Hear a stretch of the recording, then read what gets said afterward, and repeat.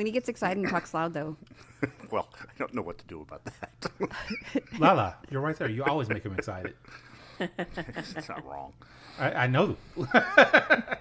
I've known you long enough to know this, Shock. I'm innocent. That's why. That's my thing. That's why he gets so excited around you. I'm not wearing a wedding dress. I've seen you in a wedding dress. It wasn't white, though.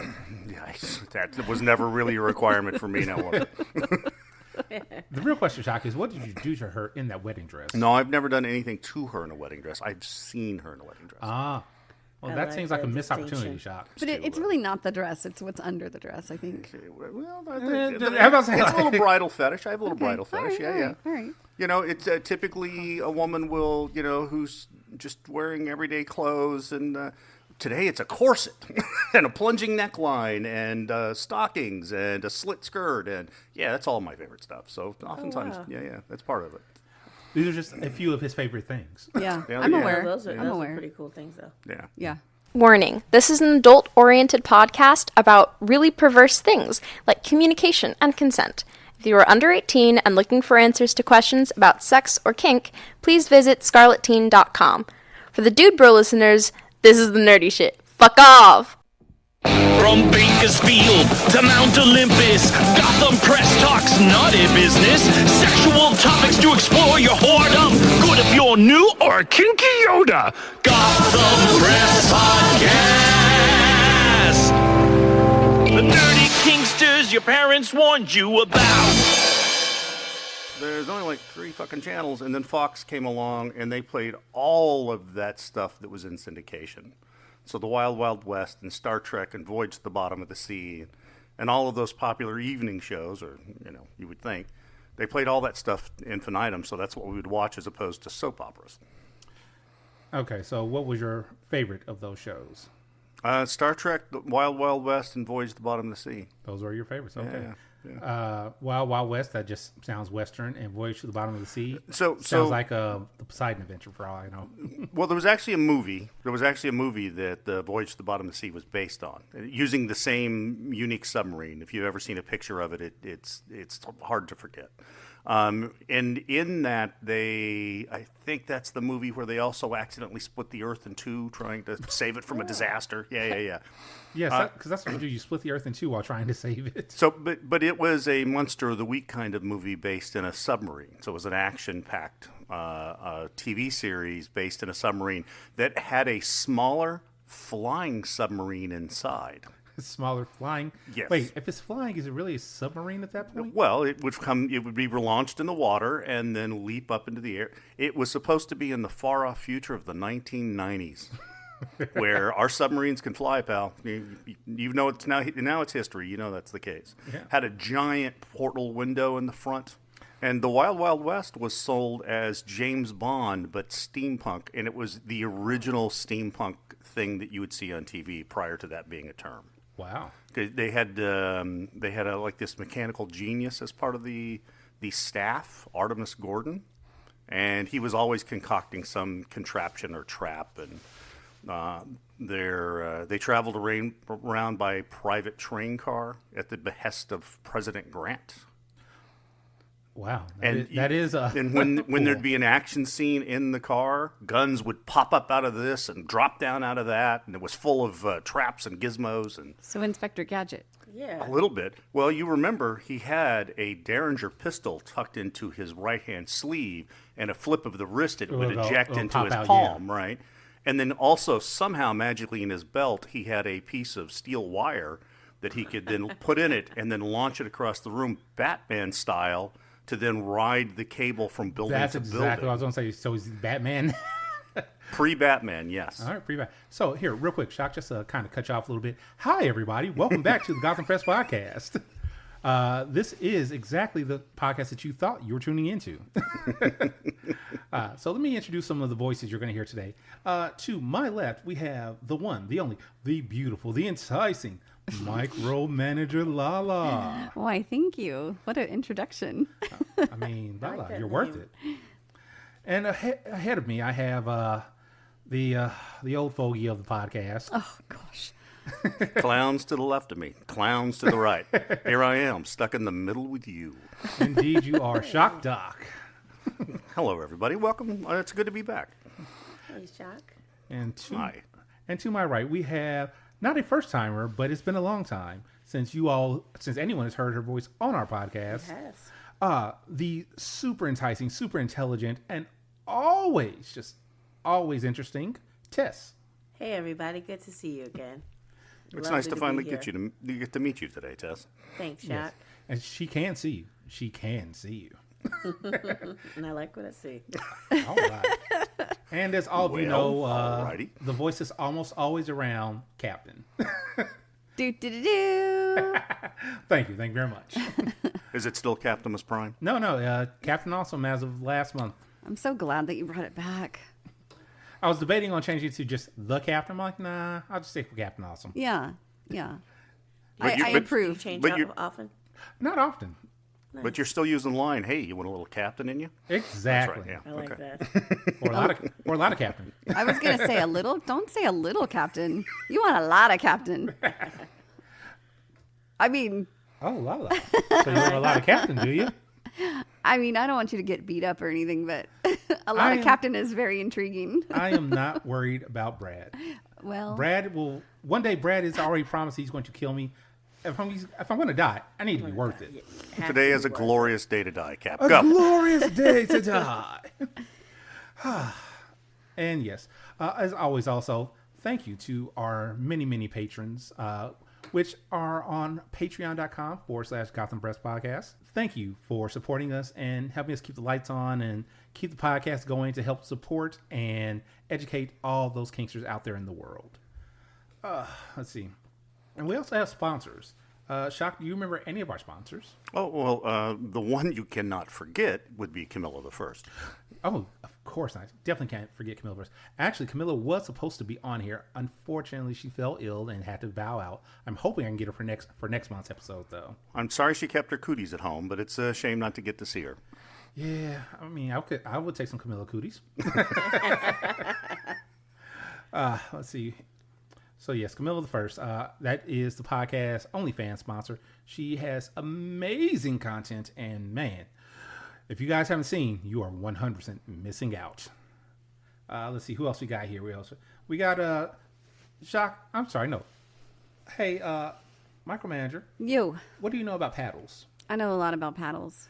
Who is your go-to paddle person? JW paddles, of course. JW Paddles. Tell us about them. Exquisite hardwood paddles, handmade, beautifully stained, beautifully polished, sanded to the smoothest, butteriest, yummiest, spankabilitiest paddle you could ever imagine holding in your hand. Oh my.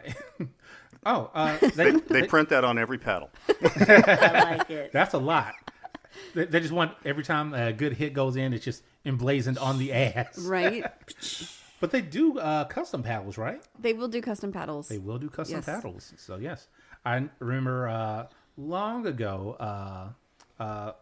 Anemic Princess got a customized cross paddle from Yes, them. she did. Yes, she did. Yeah. Wow. And I'm working on getting a coffin shaped paddle. Oh, Yeah. I want- Except I'm making it with them. They're helping me. oh, nice. It's in progress. That's That's interesting. what happens when you actually know the people. Right. Yeah. The point I always say is they're not just a magnificent toy. They're actually a piece of art. That they are. So Yeah. they are absolutely worth having in your toy bag if you want both a functional, gorgeous item and the piece you are happy to show off to your friends. Exactly. Let's see here. Who else we got? Thief's Touch. Shock, what do you know about Thief's Touch? Who? No. Your premier local flogger maker, custom work, beautiful, dependable. I've never seen an issue crop up with one of his floggers. I'm happy to have him arrive and be there as my vendor in house when I'm teaching flogging. So I have a lot of respect for his work. And he makes gorgeous things. Speaking of your teaching vlogging, that's coming up soon, isn't it? That will be the 18th of January, for those of you listening. And possibly this will be out before then. At least for the patrons, hey, you should be a patron if you want to get things in a timely manner. So this time around, I'll be teaching Flogging 101, all the basic fundamentals, and a little bit of on hand, along with Flogging 102, which is more extended hands-on and tips and training, etc. We'll be teaching that all back to back on starting at 11 a.m. at the headquarters on the 18th of January. That is going to be a long day for you. It is, but that's okay. That's why they gave me the big shoulders. So you can swing harder, right? Yeah, I can. That I can do. Yeah. Yes, he can. Yes. And you can Florentine. I've seen it. Mm-hmm. And I can teach you to Florentine. You've tried, and my body just does not move quite that way yet. You have your own skills. I do. I have some. Everybody. Just a few. Let's see. Who else we got? Oh, also, for the littles in our audience, have you ever just felt like the Pacis that you can get from the store just aren't quite what you want? Well, I recommend you get yourself a Steel Brat Pacis.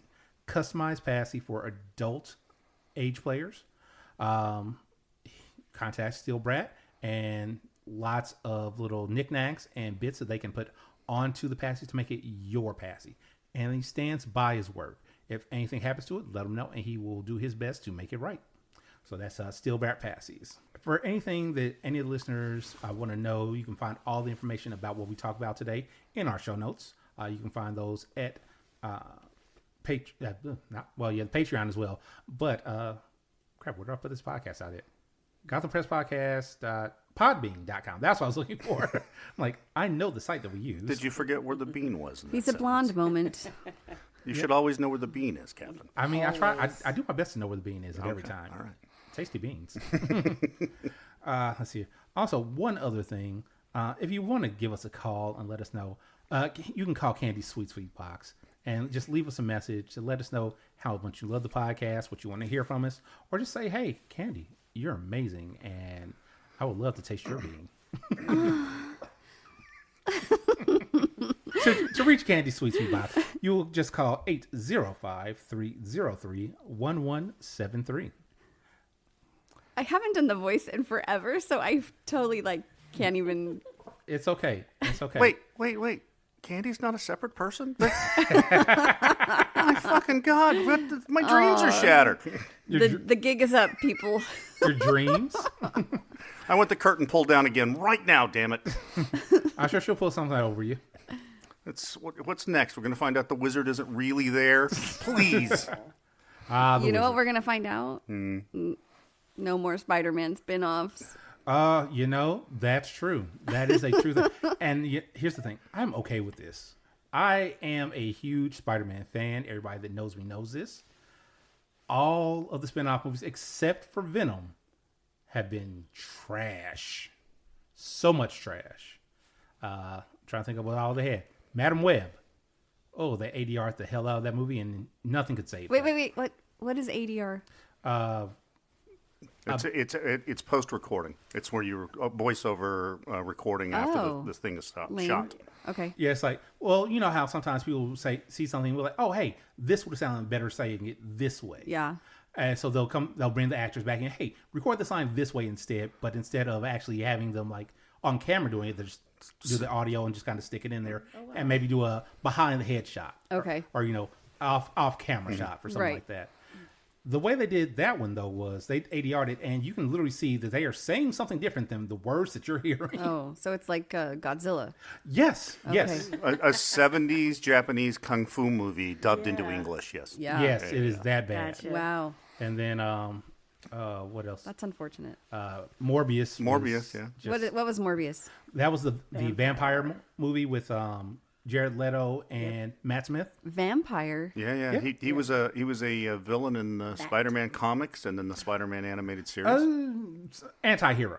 He's sometimes a villain, but not always. Yeah, true, right. But Spider-Man was chasing him around, so right. Well, he didn't know what was going on initially. Yeah. And when he found out, that's when Morbius kind of you say that, but Werewolf by Night was actually successful as a single episode. Right, but Werewolf by Night isn't Spider-Man based. I've seen them. I believe there is a Werewolf by Night meets Spider-Man. And I'm not. But what I'm saying, he's not a mainline Spider-Man character. No, he wasn't a routine villain. Right. Yeah. No. Yeah. Morbius is a routine one. Madam Web is a common one. Morbius. Craven. Yeah, always there. Craven is the official death knell of the Sony's Spider-Man universe, as it were. Oh, okay. What I find funny, and I just saw this on TikTok the other day, it's kind of ironic. In the actual comics, Craven, and this is a spoiler for anybody who hasn't heard of this. In case you were still going to see this shitty movie. No, not even for the movie. I'm talking about for the comics themselves.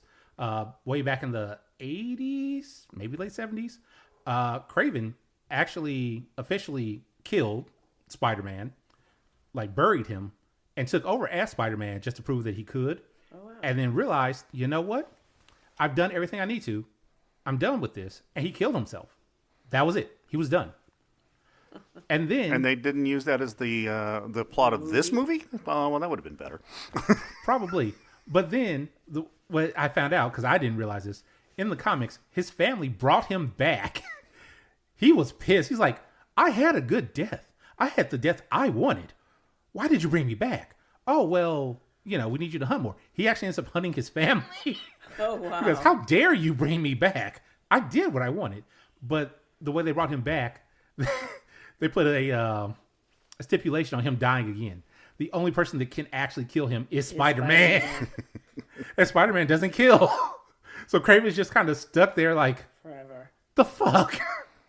So now he made a bunch of... Well, wait a minute. Go for it. His family put the stipulation on the black magic that brought him back. I'm going to fill in the blanks here. Yes. Okay, right. Yes. So he can only be killed by Spider-Man after the fact. He can only be killed by Spider-Man at this point. At this point, a Spidey clone. But the thing is, again, Spider-Man doesn't kill him. So Spider-Man's not going to kill him. Craven, so pissed off that Spider-Man won't kill him. You know what would have been a good spinoff of Spider-Man? What's that? That was Paul Giamatti as the Rhino. Because you talk about an actor that can fucking bring it. He can't. They had Rhino in Craven. Oh. Okay. They had a version. Oh, yeah. No, that's not what I'm talking about. I know. I know what you're talking about, but I'm just saying. Yeah, they did a whole weird thing. Yeah, I was really hoping that Michael Keaton's character was going to get his own spinoff. Now that... From Flash? Or the Vulture. Vulture, Yeah. Yeah. Vulture. Yeah, that was a good character. Because they alluded to it a little bit at the end of the movie. At the end of Morbius, yes. So, yeah. So I was really thinking, now that would have been really good. That's when Sony thought that they had the ability to make good movies in the Spider-Man universe. I think that one could have made it because of the popularity of Michael Keaton and because, the family man aspect. He was a good villain, and the fact that he kept Spider's identity hidden, I think that could have worked. It could have, but unfortunately, Sony just fucked it up. Sort of a successful spinoff character from Spider-Man is Kingpin, though, who is alive in at least 2 TV series, right. And and in the animated, they did him pretty well. Yeah, and that's the thing. Kingpin is more than just a Spider-Man villain. Kingpin is villain to many of the street level. I know, but he was originally a Spider-Man villain. Right, he was originally Spider-Man, but he's Spider-Man. He's Daredevil. He's Luke Cage. Well, they all live in New York, so that was always a thing. That's true. Yeah. You know my theory with Kingpin, right? He's a superhero. He's technically a mutant. Oh, mutant. He has to be a mutant because he's a huge, bulky, strong guy. No one's as strong as he is and not have a mutant gene. Okay, I'll give you that. Yeah, that was the thing I always noticed about him is, Spider-Man's tossing subway cars around like they're ping pong balls, and Kingpin's still tossing them around and taking his blows and fill in the blanks. Yeah. Well, for that, Spider-Man also pulls his punches for everybody. Yeah, he does, but not, if you've hit Kingpin once and you realize, oh, I can hit him harder, you can always turn up the volume. And Kingpin just keeps taking it. There was the time that Spider-Man did turn up the volume on him. That was in the One More Day storyline. Yeah. He broke into prison to fuck up Kingpin because Kingpin shot Aunt May. Yeah. Aunt May was on death's door. She was about to die. So he broke in and was like, hey, if she dies, I'll be back. But the important thing is, everybody in here just saw me whoop your ass. And they're going to tell their friends. Everybody's going to know that I came in here and I beat the shit out of you. So you have as long as she does. We need superheroes that kill. Maybe what they needed was an Aunt May spinoff. Oh, God. No, Baking. please. No. She could be solving crimes in a little tourist village in Maine. No, because then you're gonna have to go through all of her relationships with J. Jonah Jameson and Vulture, and I don't. So what you're telling me is there's a lot of great storylines. Oh God. The Jessica Tandy of the Spider-Verse. Oh God. Hey, let's move forward from that. All this to say, Sony is no longer putting out any more Spider-Man villain spinoffs. Hopefully, they're going to give it back to Marvel, and we'll see what happens. Or at least give the villains back to Marvel so they can build it up in a more concise way. And no more 6 villains in one movie. That was always a problem. The Sinister Six, I'm okay, but they have to build them up to the Sinister Six. Don't just try to introduce them all in one movie. I was just going to say, yeah, I agree with him as like an Avengers level in-game type of thing, but not, like you said, in one movie. Exactly. It's one of the great plot problems with Tobey Maguire's Spider-Man 3, is that there's just too many fucking villains. Way too many. Yeah. Way too many. All right, let's see.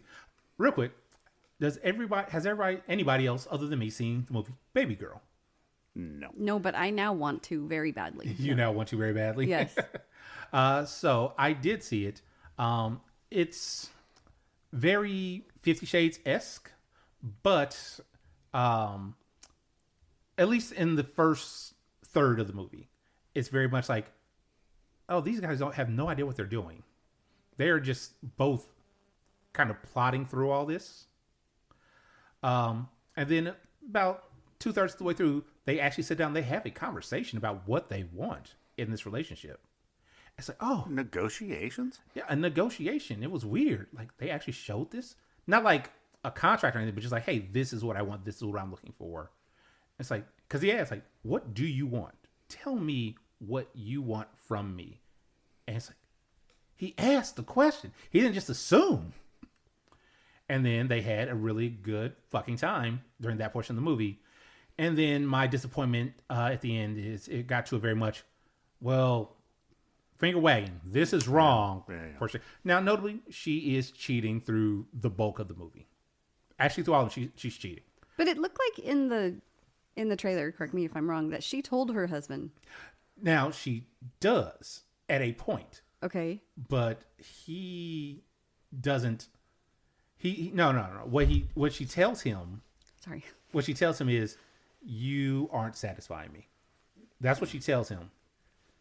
There's a whole big fight that they have, and it's shortly after that where she goes and she has a conversation with the other guy, and that's when they start having their good times. And then, so it's not like she got permission. It's not an open marriage. No, it's just she's literally cheating. She's literally cheating. And does he know that she's cheating? He doesn't know for the bulk of the movie. He doesn't know that officially. Okay. He has assumptions, but he doesn't know. Okay. And then, is it wrong that she's cheating, or is it the power play? It's wrong that she's cheating. Okay. It's the cheating that's the wrong part. No. And then, of course, at the end, the husband finds out, and all of a sudden it's like, oh, but, I would have done all these things for you. You don't need to do this. You hear that a lot. Huh? You hear that a lot. And, monogamy wins. Oh. Yay. Yeah. Kink is wrong, people. You shouldn't kink, and you shouldn't cheat.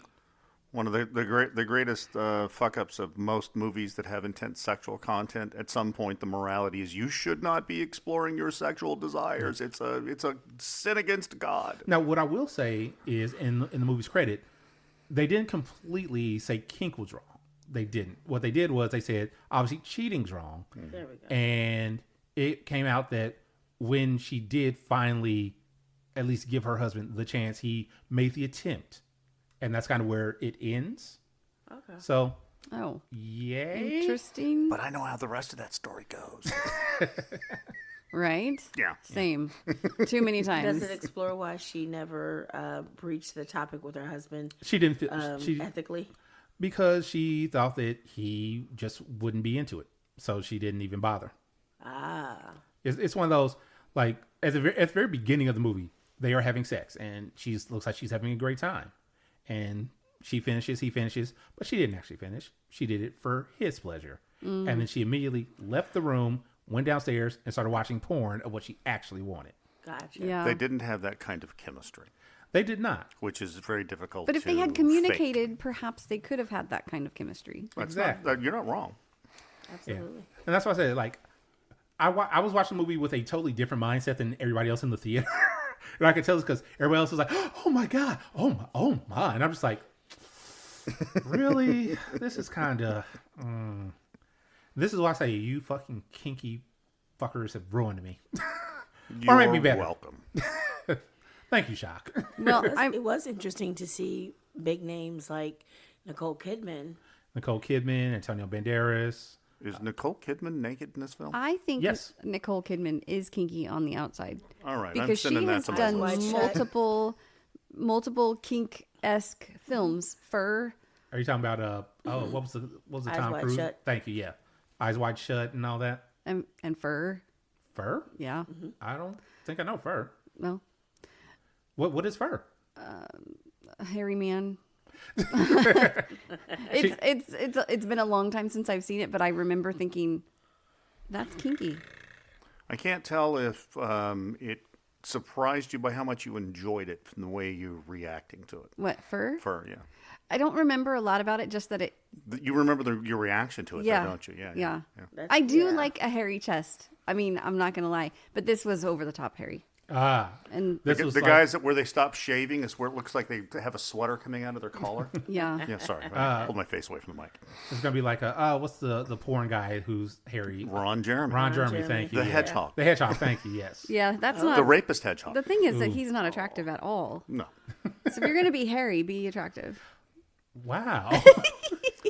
But he had other endowments Not to that recommended him for King of Porn. not to put too big a point on it, but really being attractive is helpful in a lot of fucking areas. Yeah, it is. It really is, is. and I hate to be that person, but attractiveness helps. Don't hate to be that person. It's okay to be And that way. what's It's really honest. what's good though is like I'm attracted to Shock. I'm attracted to Awesome. So I have a wide range of what attracts me.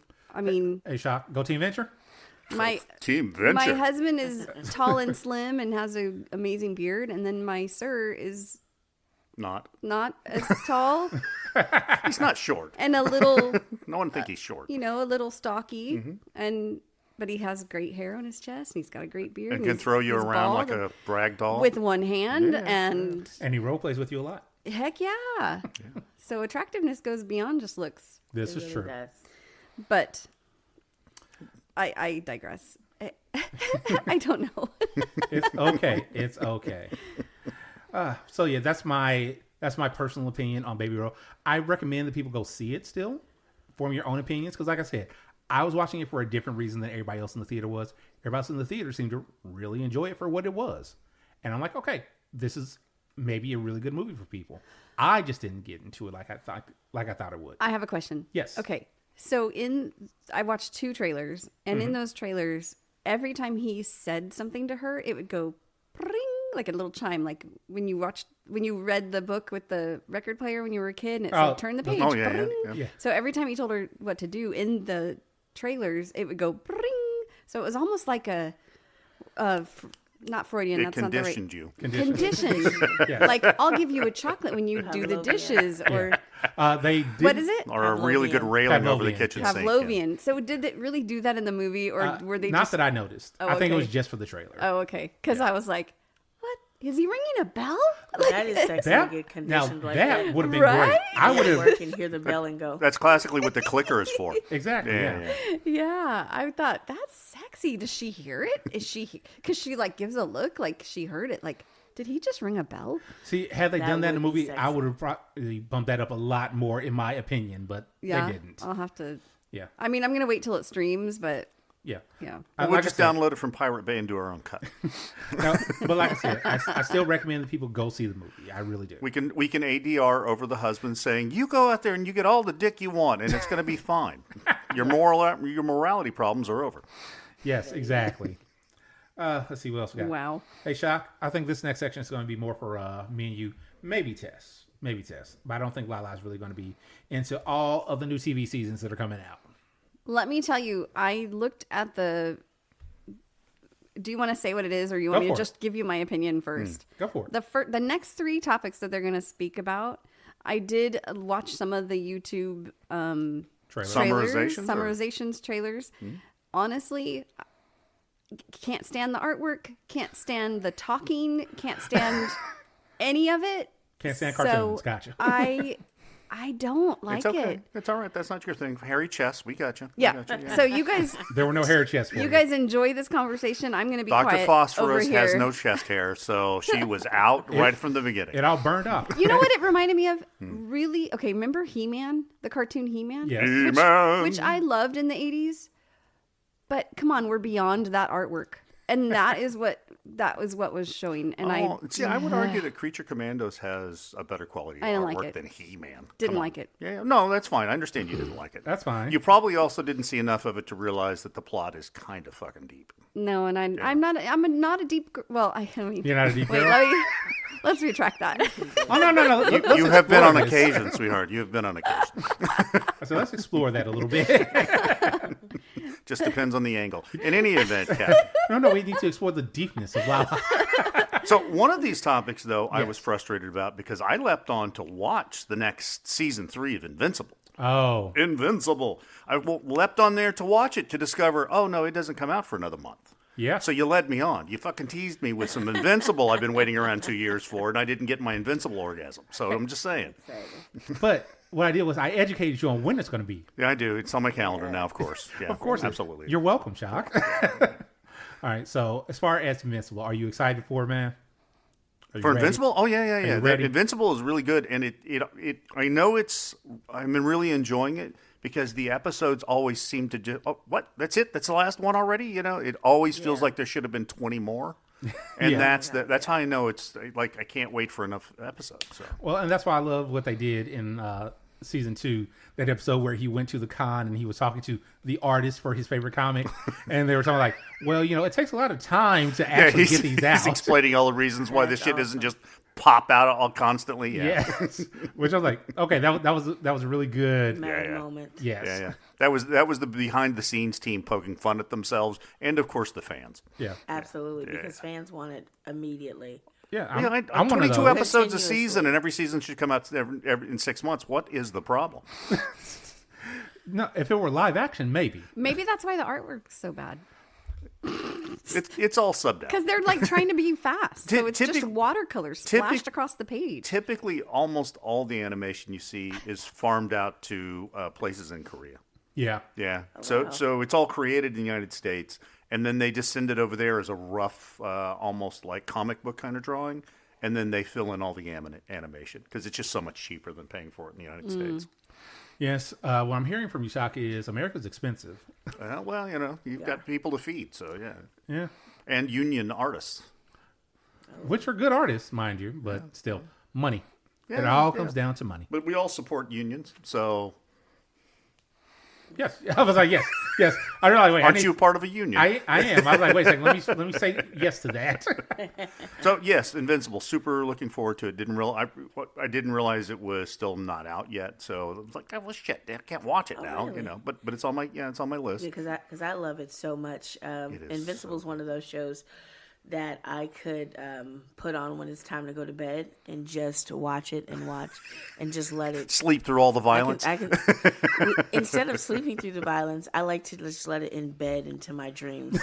So You're dreaming about violence. Have violent and sexual dreams. So at the same let me time. give away spoilers to. I believe it's season 1. Okay. Do you remember where the aliens are coming through the portal and Yeah, then that's their season 1. universe time travels differently? Yes. Right? And when Omni-Man goes into their universe, and by the way, commits complete genocide. So fucks up their total, world. absolute genocide. Yeah. Do you remember when he's got the tough man by the skull and he's just flying through all the fortresses with that guy's face in front of his hand? Yes. Yes. Yes, I do. Yeah. I will be driving down the road and thinking about that scene. So Just out of nowhere, you know, yeah. do you want to be the car that the guy's driving through, or No, it's not. It's none of that. It's that the concept caught me off guard. As someone of superhero animation and comic books for my entire life, that concept of him going to the trouble of both punishing that guy. Remember, he was really pissed at that guy. Yeah. Right. So here's the way this universe's Superman punishes somebody if you piss him off, and also the genocide aspect of it. And I don't know. Occasionally it'll just pop into my head again, and I'll be thinking about what transpired in that scene because it's a little powerful in that aspect. And then his return home, right now in his mind, he's been gone months. Yeah. As he's been wiping out an entire race of beings, he's been gone months. In their opinion, he's been gone an afternoon. Yeah. Because time travels or the time moves so. Time different. dilation. Yeah. Maybe he's been gone years, and I'm misunderstanding the concept. Maybe he has been gone years. And he just pops back in. Oh, hey, Dad. Yeah, for him, And it was that a just long shows time. just how powerful the Viltrumites are. Yeah. That one man can do that to an entire planet. Yep.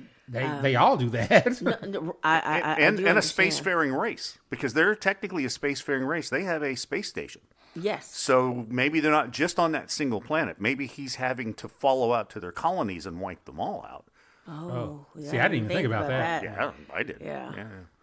But yeah, just both what he did because he was pissed, right? What he could do, right? So that was the ability to do that.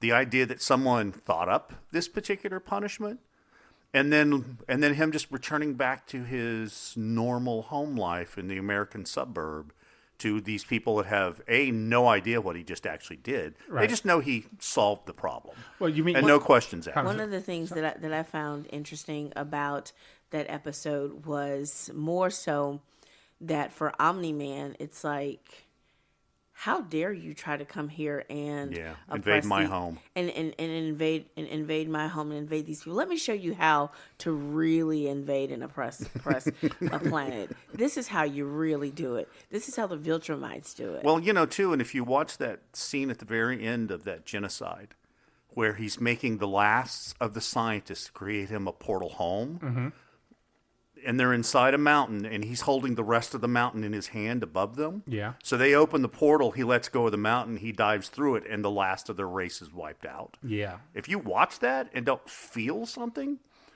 your therapist needs to get you on a different medication. Talk a little bit more about that. Because really the the idea. Viltrumites don't feel, yeah. Yeah. Well, and then these were just scientists that were doing what they were told. They weren't even culpable in the whatever was going on.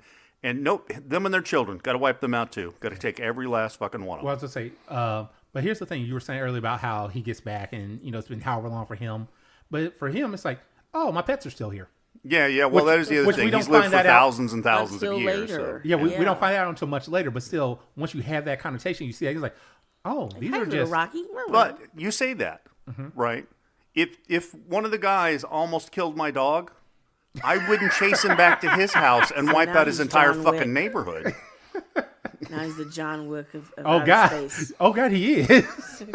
So, the reality is he wants to think of them as his pets. He certainly thought of her as his pet at the beginning. Right. He doesn't anymore. Right. He's more invested, whether it's being admitted at that moment or not.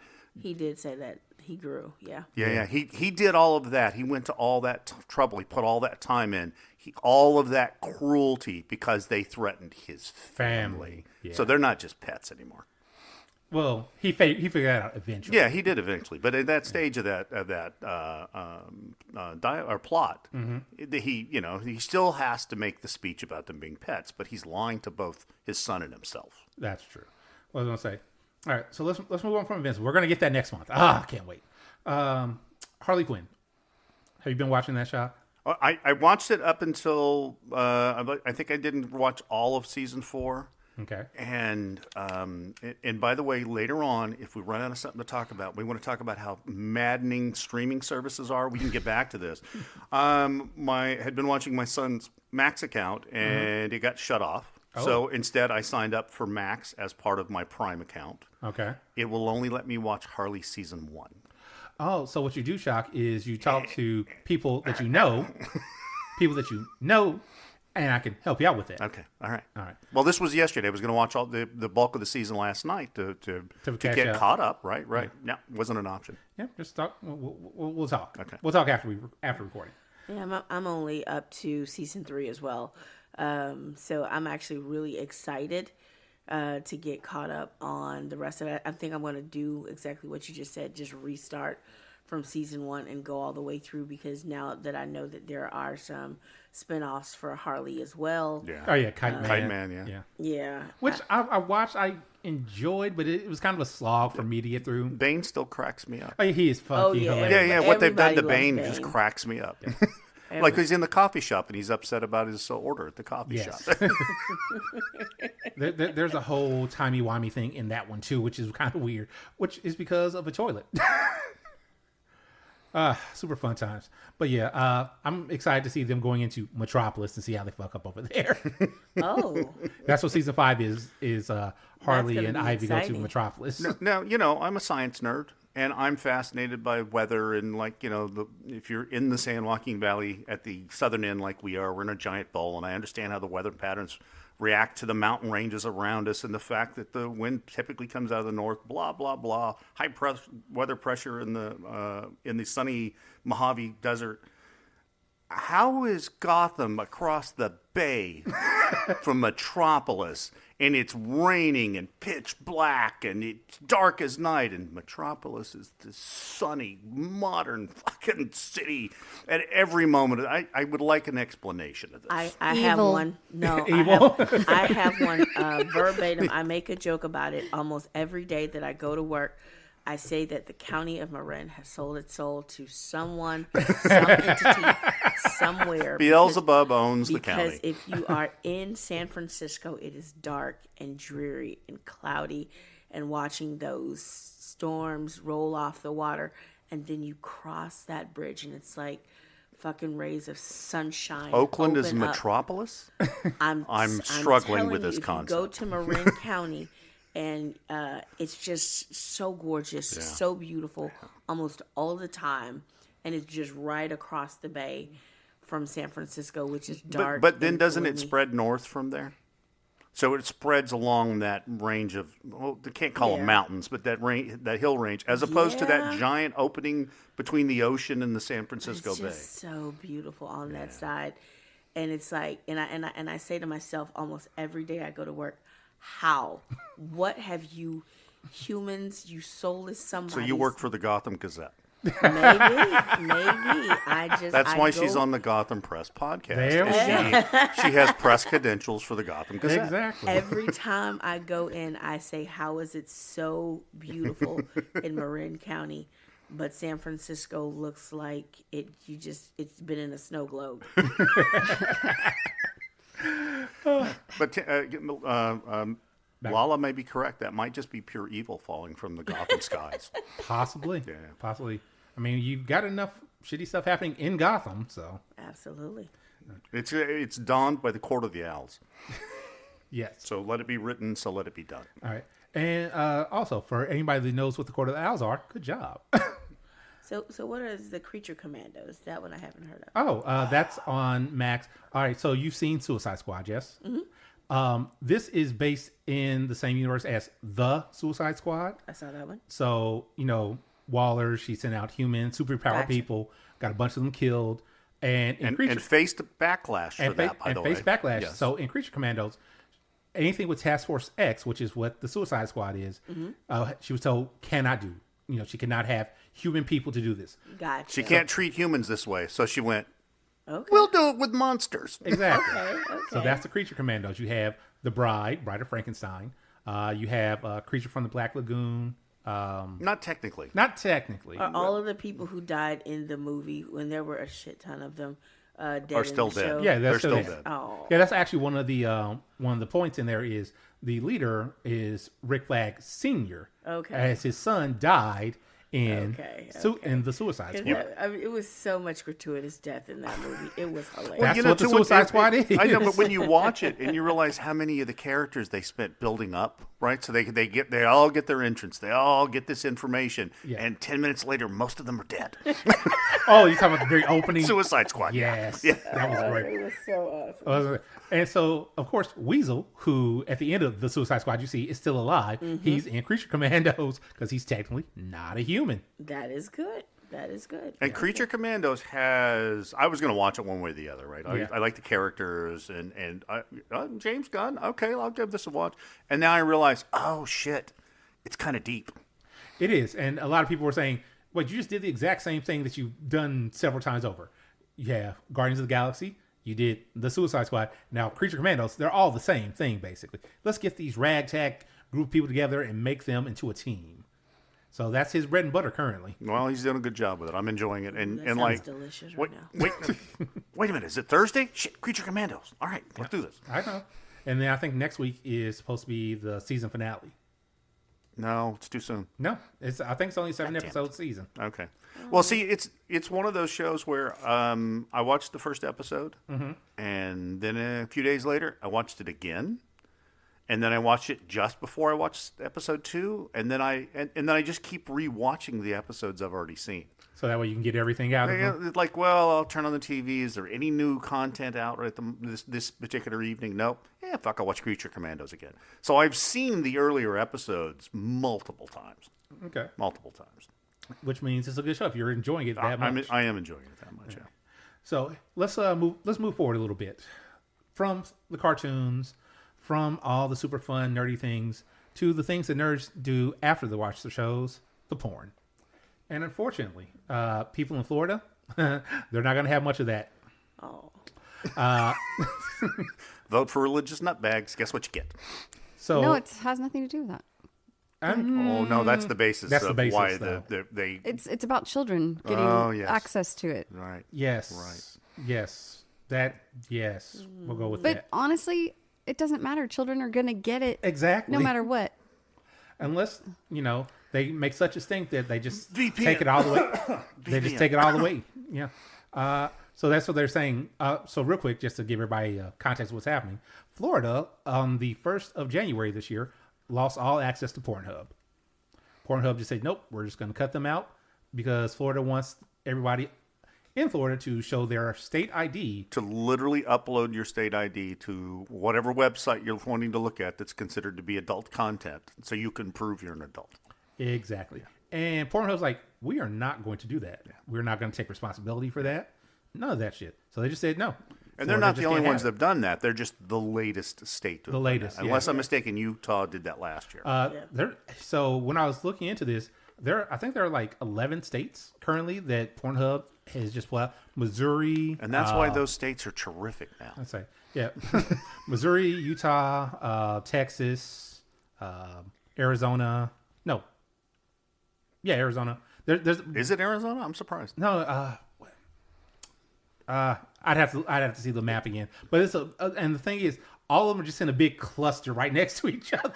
Now I have a question. Well, Utah, about that. Florida aren't together, but Yeah. Well, I'm saying, but all like southern states really. Because are I the know ones that pull out. PornHub is, by definition, as its name implies, the hub. But say, for example, you don't go through PornHub, you go through XX or you go to X videos or one of those other sites that's affiliated. If their videos are not streamed through PornHub, can you still have access? No. And I didn't. Well, think actually, so. no. Actually, what's going on is the official law, I believe, states that.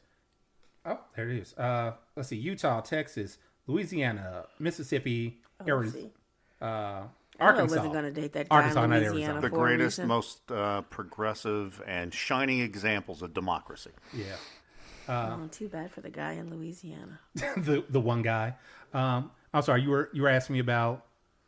No, my question was whether if the stream itself did not go through PornHub, but through one of the other major sites. Oh well, that's the thing. As far as the state's concerned, any porn site has to That's what I thought. give that have to have that exclusive. security. That would be up to the individual providers or websites as to handle how they handle that. But because Pornhub is such a vanilla, widely known name, that's the one that gets splashed across the headlines. Right. But, Gotcha. And I believe the statement was like $10,000 per infraction that is found. Oh wow, So lots of sites are like, we're not paying that. So yeah. we'll lose this state, and that's fine. And people always ask me, it's like, why don't you ever think about moving out of California? That is not happening. I don't know what I would do if I lost my porn. I mean, many people do the just same as an thought. observation, I wouldn't know how any people of color would move to Missouri, Louisiana, Texas, Unless Florida. you're born there, yeah. Yeah, well, I understand you live there. This is all you've known. But if you've lived in another state, how do you move to Back. Yeah. Yeah. Oh, I agree. I get that all the time. I look at what I do for a living, and what I do wouldn't be celebrated anywhere but here in California. Yeah. I don't know what that is, but I'll take your word for it. Well, and all of my ancestors, my parents and their parents, they're all from the Deep South. I've spent time in the Deep South. No, hell no. Yeah. Nope, I'm good on that. I'm honestly what I'm waiting for. I'm just waiting for the state legislations to get to not just the actual porn sites, but things like FetLife and all that. It's like, hey, FetLife, do you know who's on your site? Are there children on your site like that? Could you imagine having FetLife having to pull out of multiple states? That's the reason why I've always had an issue with prurient laws in general, because prurient laws are just a stepping stone to obscenity laws. So real quick, what are prurient laws? I would rather that you pull it up. Are you familiar with the term Puritans? Yes. Yes. Yes. So basically, like, hey, these laws are for the greater good of everybody. So there are laws that are mainly to uphold morality and Religious-based morality. Yeah, cleanliness but they put them in such a ways to where they're not making you feel like they're based off of religion and morality and this side versus the other side, but in reality, they really, really are. Yeah, Sundays to This is Sabbath, good, the this clothing is has to bad, be this very, is- very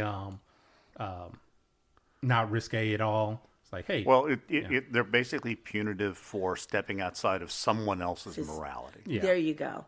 And the reason why I feel like there's such a slippery slope is because someone dictates what that morality is. It's not the same for every person. One group then becomes dominant. One group's views and values and morals and mores then becomes this is what is right. And just my this is observation, what is wrong. This if you is belong sin. to the group that wants that control and power, you're not good people. Probably not. Yeah, that's the problem. That's the problem. Is those people that crave that power to be able to dictate to everybody else what their morality is. Those don't tend to be good people. Yeah. Well, can we just go back to the article really quick? Because Sure. you guys are talking about religion-based, that's why they're pulling it off. But it strictly was all about kids' access. And But listen, that's how the Save the Kids stuff usually starts, though. remember when you were a kid, though, and your mom said, oh, you can't see that boy, or you Can't stay do away that. from that girl. Right. What did you do? You found every reason, every way to go see that boy or see that girl and do the things that mama didn't want you to do. The taboo. Well, I swear, the porn, it's everywhere. So kids, okay, I can't get PornHub. I'll find it somewhere else because But there are more adults there than children. My freedom should not be stifled because you can't control your children. Okay, well, on a personal level, I thought I was controlling my children. They were only allowed to use their computers in the living room when I was with them. They were only allowed to have their phones when I was with them. And they shouldn't have phones. I mean, But wait, can I finish? Oh yes, go ahead. I'm sorry. I found out as And I don't believe those things. I just these are what people would use to Right. to combat, for the other side. But I'm just saying, I was I'm not going to say helicopter mom, but I thought I was doing the right thing, making sure my kids were not Isolated from on- adult content. Correct. Absolutely. But then I'd come to find out, as an adult, my son admitted that he was addicted to porn, and he had been looking at porn since junior high. And I had no idea, even though Absolutely. they weren't allowed to have computer. And it's like, how did Anything. you get that? Yeah. And I didn't teach you that. Yeah. And I do understand that. When I look at the difference in prurient laws, it always becomes, like I said, a stifling of one person's freedom for the upliftment of another. And it's like, if 10 people are going to be hit by a bus in order to save your child, common sense for the rest of the world would be that child is just going to have to be sacrificed. But for you, if that's your child, those other 10 people would have to be sacrificed for the sake of my child. And so if we're thinking of it along that lines, it's not fair, and I don't even like to use the word fair. It should not be legal that we should be able to have laws enforced on law-abiding adults that say that they can't engage in a law-abiding activity for the sake of your child, because that is not my child. That's your child. And the upliftment of one person to the detriment of many should never be the rule of law. I agree with that. And I'm not saying with my situation that porn should be non-existent. I believe in porn. I think porn's great. I think it helps people, relationships, everything. But I was just devastated to find out that my child... And I can only imagine it, absolutely. And, but... But then you didn't immediately react with, I want to take everybody's access away Absolutely from not. There you go. No, That's I the felt to difference. blame. Like I wasn't monitoring him enough. Even though I felt like I was monitoring too much. But I also had to give him his freedom too. But I'm just Well, it's like... I'm not angry about porn.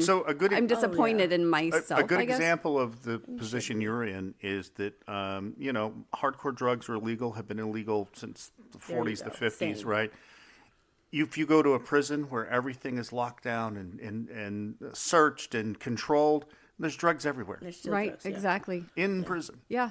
Yep. So And that's the reason why I wouldn't limit it that counter argument to just porn. That's why I always say those types of laws, just in general, I always have a serious issue with, what's good for the one is not good for the many.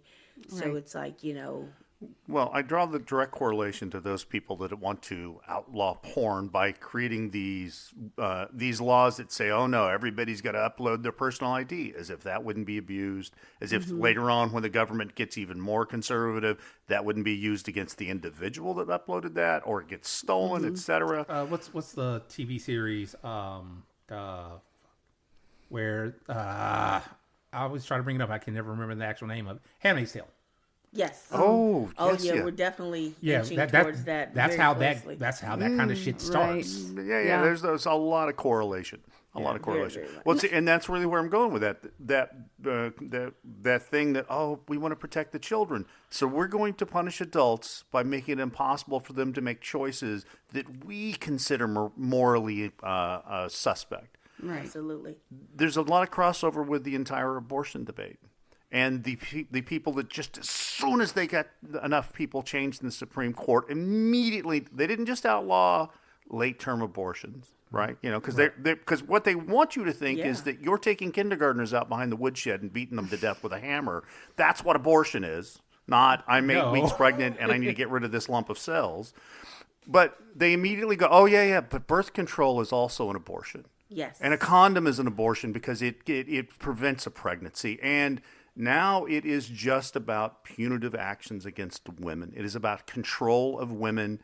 And ultimately, it's making them dependent on someone else. And it makes, because what happens is when you outlaw both abortion and birth control, you get people that have kids at a younger age, they are less educated, and they live in greater poverty. That is true. And if you want an example of that, look to the South. That is absolutely true. I agree with you 100%, Shock, especially considering that a lot of those I'm sorry about that a lot of those laws regarding reproductive rights, because I never ever tried to limit it just to abortion. They disproportionately disadvantage women from poverty. They disadvantage women of color. They disproportionately Well, as a white person, I can tell you the mythos that they were selling in all the white churches, where their black women are out there just having kids left and right for both to collect welfare, and then also having abortions on your taxpayer dime. So it's this weird, how Mexicans are lazy, but they're also stealing your job, that routine. And as a black woman, I can say that that's the exact opposite. I don't know if a lot of those same people would be telling. There's an amazing book called "Killing the Black Body" by Dorothy Roberts, and it talks about involuntary, where they make you celibate, and it's a practice that still happens today. It's a very personal subject, like you were talking about with your son. It happened to me. I was involuntarily sterilized, and I'm not able to have children. And a lot of people don't know that it is a practice that happens to women of color every single day. Is it because they are someone deemed you to be not a responsible, incapable of making your own I've got choice? a master's degree, middle class. Did this happen when you were a child? No, this happened 4 years ago. I'm fascinated. I mean, I'm horrified. Against your will? Against my will. Happened at 3:36 in the morning. Were you already in a hospital for another procedure, and they just came in and tied your tubes, kind of nonsense? They took out my my tubes, and they didn't tie them. They took them out. The ovaries? They took your ovaries? No, they I wouldn't still have have taken my your ovaries. Your uterus, perhaps? No. Well, I don't know. They just took the tubes out? But yeah, it's like it's a very interesting thing that you said that's the misconception that Black women are just having, but in the medical professional, we joke, it's not a joke, but it said that the American medical institution is just as dangerous for Black women as the police state is for Black men. But the reason why this comes back to the PornHub, if we circle it back around, is because someone else, like you just said, made that choice for an adult person. Yeah. So I understand the concept of wanting to protect children and showing ID, but who gets to make I just feel like that's choice? the sledgehammer used to break down the door and take away your rights. Are a slippery slope. Yeah, it's just literally an excuse. Oh, it's for the kids. And in the meantime, we're going to take away all your adult rights, you dirty sinner. There you go. And then they keep that last little part out of it. And then, of course, the inappropriate behavior and the rape and et cetera that goes on within the patriarchal church hierarchy is seems to be extremely high. I'm sorry. I was just going to say, I'm so glad that I'm at this table because reading the article, I read into it. I was all about, we should protect the kids. But now I'm getting a greater understanding of what it's really about and the bigger picture. And I learned so much on this podcast. It's crazy. Every time I come, I'm like, my mind is blown. So I'm so glad that you guys are willing to openly talk and share. Yes. And I'm just so happy to be here. And I did wonder about that because I was like, that is a very personal medical thing to have brought up, and you don't want to this is a kink podcast. And you don't want anybody's you almost killed Shock. You don't want anybody's canoodle to boodle. It's not all erotic. Negotiations aren't erotic. Life. That is a part of life. Sex is sexuality is a part of life. And none of us listening to this podcast, sitting on this podcast, certainly doesn't want people as adults to get to make their own decisions. Right. There you go. Right. Autonomy is my body doesn't need to be touched. My body needs to be touched by this entire fucking room. Let's do this, those are your choices to make. So. We do not take that consent away from you. And so much of that, the Puritan laws, is about taking away your ability to consent because we've decided that it's fucking dirty. Or we've decided you don't understand what you're asking for. We know what you're asking for, and it's not We'll right. keep you safe. We will make sure that you are doing the right judge thing. not lest ye be judged, and that is a lovely judgy fucking attitude. On podium, on national stage, say, what was it, 2 months ago, I'm going to protect women whether they want to or not. I'm going to make them bitches happy, well, no matter what they want. Yeah. And so when people like me hear that, as someone who's had my body violated, by an American institution, that is terrifying. Rightly so. Well, on the flip side of that, for years, 20 years at least, my girl guts were trying to kill me, and no doctor would touch me, would take care of it. Unless your husband said something, but correct? No. I had to almost be dying. I was in the emergency room having 3 liters of blood. They finally took me seriously. prior to that, there was no reason for me to have these girl guts trying to kill me every month. Yeah. Until it really, Your- really your- almost succeeded. Your desire to have a hysterectomy was a sufficient reason for them to stop you from having it. Right. Like, You want it too much. it's kind of the same thing as,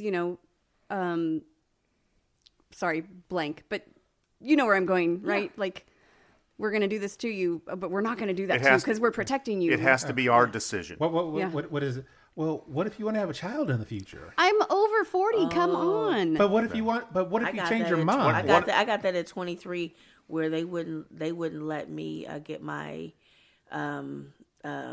tubes tied or even pills unless I had my husband's permission. But that's because, again, we were born in Missouri, so. Yeah. Well, that's part of that. That But is that's part still, of that. it goes further than just Missouri. That's Well, the problem. and then you absolutely. two are very young, and you may or may not be aware of this. Until 1968, as a woman, you couldn't have your own checking account. You had to have the permission from your father or your husband. Yeah, I knew of that. I did not know that. You couldn't have your own credit card. I did not know that. And there's a scene from Mad Men, but it is taken from the pages of history where one of the characters has decided to go to the doctor and get birth control pills. And the doctor, a man, tells her, well, I'm going to write you this prescription, but if I find out you're out there abusing it, I'm going to take this away from you. Wow. So his morality is what decides whether or not she gets a medication or has control of That is her insane. reproductive rights. That we're bringing that kind of stuff back. Oh, in spades. Just in spades. The whole notion that some of these laws say that your pharmacist can opt to Yes. decide that your Yeah. medications are immoral to them and not fill your What? your prescriptions. Yes. Yeah. What? Yes. Yep. Yeah, that's some of the draconian That's not in laws. California, is It's it? not in California. It's not in California, but it's They're- a lot of the U.S. Yeah. What? Yeah. I was gonna say, I remember. They're religious freedom laws. So, but without Because- this because medication, religious- I might die? Religious Yeah. fruit. And you can decide not to give it to me. Yeah, Yeah. But Oh, principally, well, it's applied to birth control, etc. I've decided, or the morning after pills. Oh. I forget which state it was, but I remember hearing about this. I think it was last year, maybe 2 years ago, where a woman went in to get medication that she needed. Like she was on, like you could look at her as like, oh, you're real bad off. You need to go to the hospital. I don't need the hospital. I just need my meds. And went there, and whatever the medication was, the pharmacist was like, I don't know. I want to say it was a woman of color too. Like, I don't know. I'm not comfortable with this. Exactly. I'm not comfortable with this. You seem like these seem like what's it called? Opiates. It was an opiate drug, but it was still needed for No, I what she know needed. It's because like, I have that happen all the time. Yeah. Where if I ask for pain medication, it is, I think what was it? And I don't want to get it I wrong. can't remember It was the like term. 6 times as likely to be denied. When I broke my foot last month that happened where I didn't get I think I got ibuprofen Yeah. and nothing else. Well, it's difficult, period, to get narcotics written as a prescription. But if you're a woman, and I'm going to assume a woman of color, it's that much harder. So, Miss Suze, she gave up trying to get a prescription for Norco for her chronic lifetime of back pain because the process to get it renewed just wouldn't happen. Yeah. It was maddening. actually, I actually have a friend that doesn't live in California. Had to go back to the state where they were born to get their birth certificate to try to get medication for what they needed because their doctors said, hey, you need this, this, this, and this. These are the specific drugs that you need. And they were not allowed at all to get these. And when they got the information, they got everything, they gave it to the right people. At some point, they got lost in the system. Now they had to go through the entire process again. Yeah. Yeah. So when it's Obamacare is the nickname, but the Health Affordable Care Act. The Affordable Care Act passed. White men hated it so much that they began passing religious freedom laws, and that's part of the thing. Is your pharmacist can now be morally outraged by your choice of medications and legally deny it, whereas the Affordable Care Act didn't give them that option. The pharmacist couldn't tell you you don't get the prescription your doctor prescribed to you Mm-hmm. and your insurance improved. No. This is against my morality. I'm not going to do this. Well, going back to the narcotic prescriptions, Mm-hmm. I work for a dental doctor, and she would prescribe those if she were removing teeth, but she has to go through this whole rigmarole to be able to write those prescriptions, that she quit pulling teeth, quit writing those prescriptions, just because on her end it was such a pain in the butt that it wasn't worth it. And a legal liability. Correct. Yeah. And you have to write it in triplicate form, and you have to do. There's much. But that's an extension of the war on opiates, because at one time the Sackler family and their billions were pushing opiate medications because they literally would tell doctors in their debriefing, oh, these aren't addictive. We have a new form of slow release opiates that aren't addictive, but they were highly addictive. And then pill mills, if you're familiar with the term pill mills. Yep. No. Florida was a great place to get a prescription online, and they would just send you hundreds of them at a time. Yep. And then you can just kind of, hey, you need this? I got some of these. I got like a extra bottle. I had 2 extra bottles. A lot of pain management clinics that you could walk into, and if you just told them the right words, they would just start writing you heavy prescriptions for opioids. Yep. In Florida? In Florida, But but not anymore, right? not just in Not Florida. just Florida. This was like a nationwide thing, But not anymore. Florida- It was such an epidemic depends of where. it was such an epidemic of addiction that laws were passed, and that's when you had to you have to log onto a system to get an opioid. You have to show them your driver's license. If you get more than one prescription filled within X number of days, Well, hell, you get flagged. That's Sudafed. Yes. You can't even get freaking Sudafed. It's in the same system now as well. Yeah. That system was developed to fight the opioid crisis because it was so profitable to sell those pills that they were just, like, oh, no, these aren't addictive. You get them all you want. But they were. All right, real quick. Let's wrap this back around real quick. Okay. All this So to say, Creature Commandos. No. We're on new Kinks in the new year. Well, I was gonna say before we get to that, all to say, Florida, we're sorry that you've lost PornHub. Yes. Unfortunately, you're probably gonna lose a lot more before it gets better. Oh.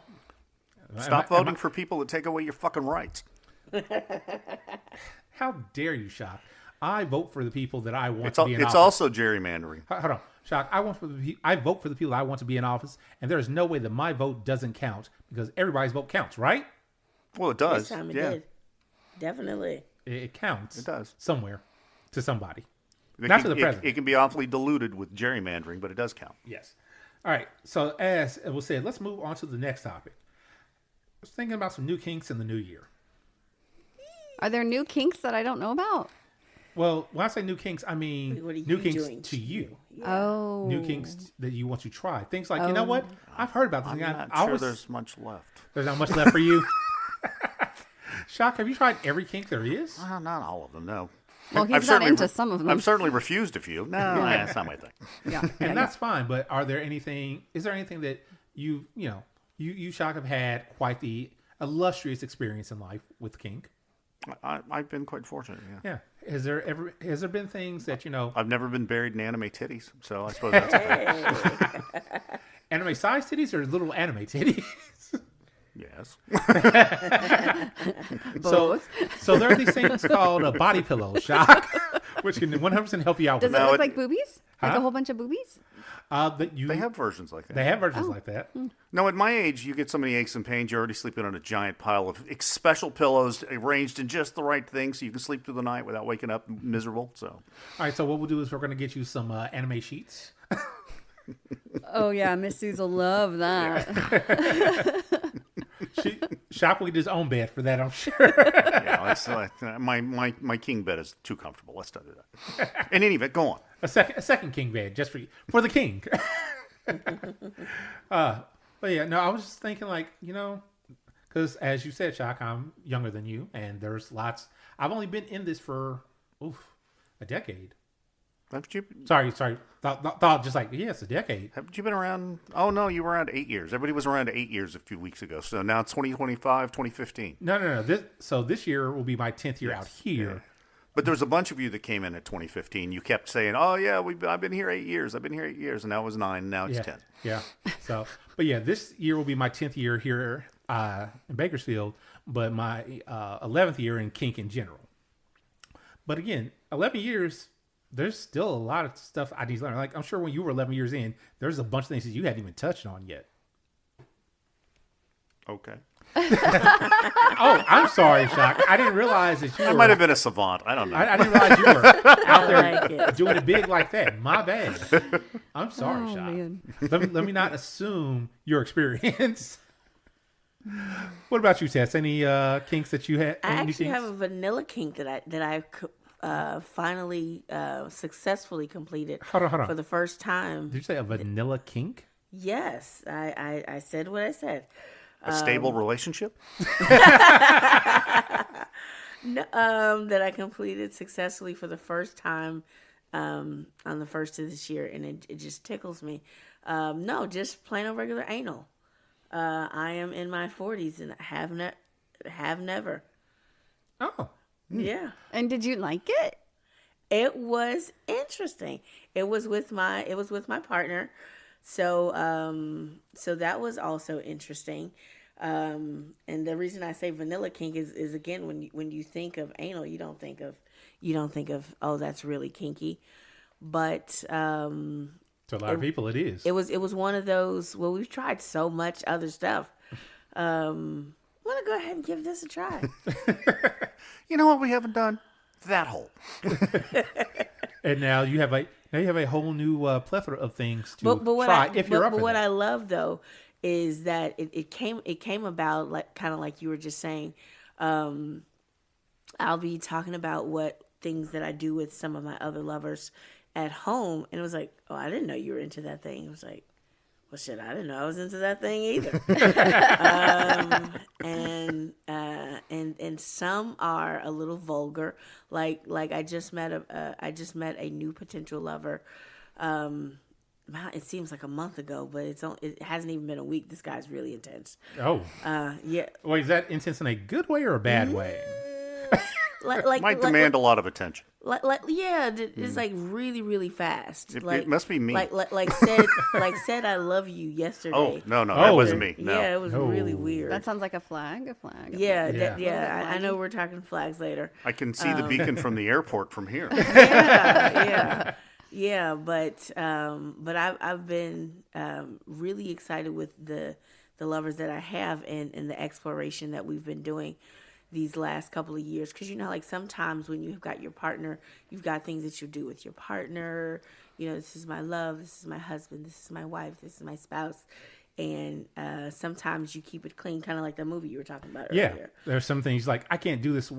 What I've heard many times through the years is, oh, I can't do that with my partner. I care about them. Absolutely. And I'm like, the fuck does that mean? You know what? And when I was younger, I used to say this, you can do those nasty, vile things with me. And then as you get older, you go, nah, you can do that with her. I'm cool with that.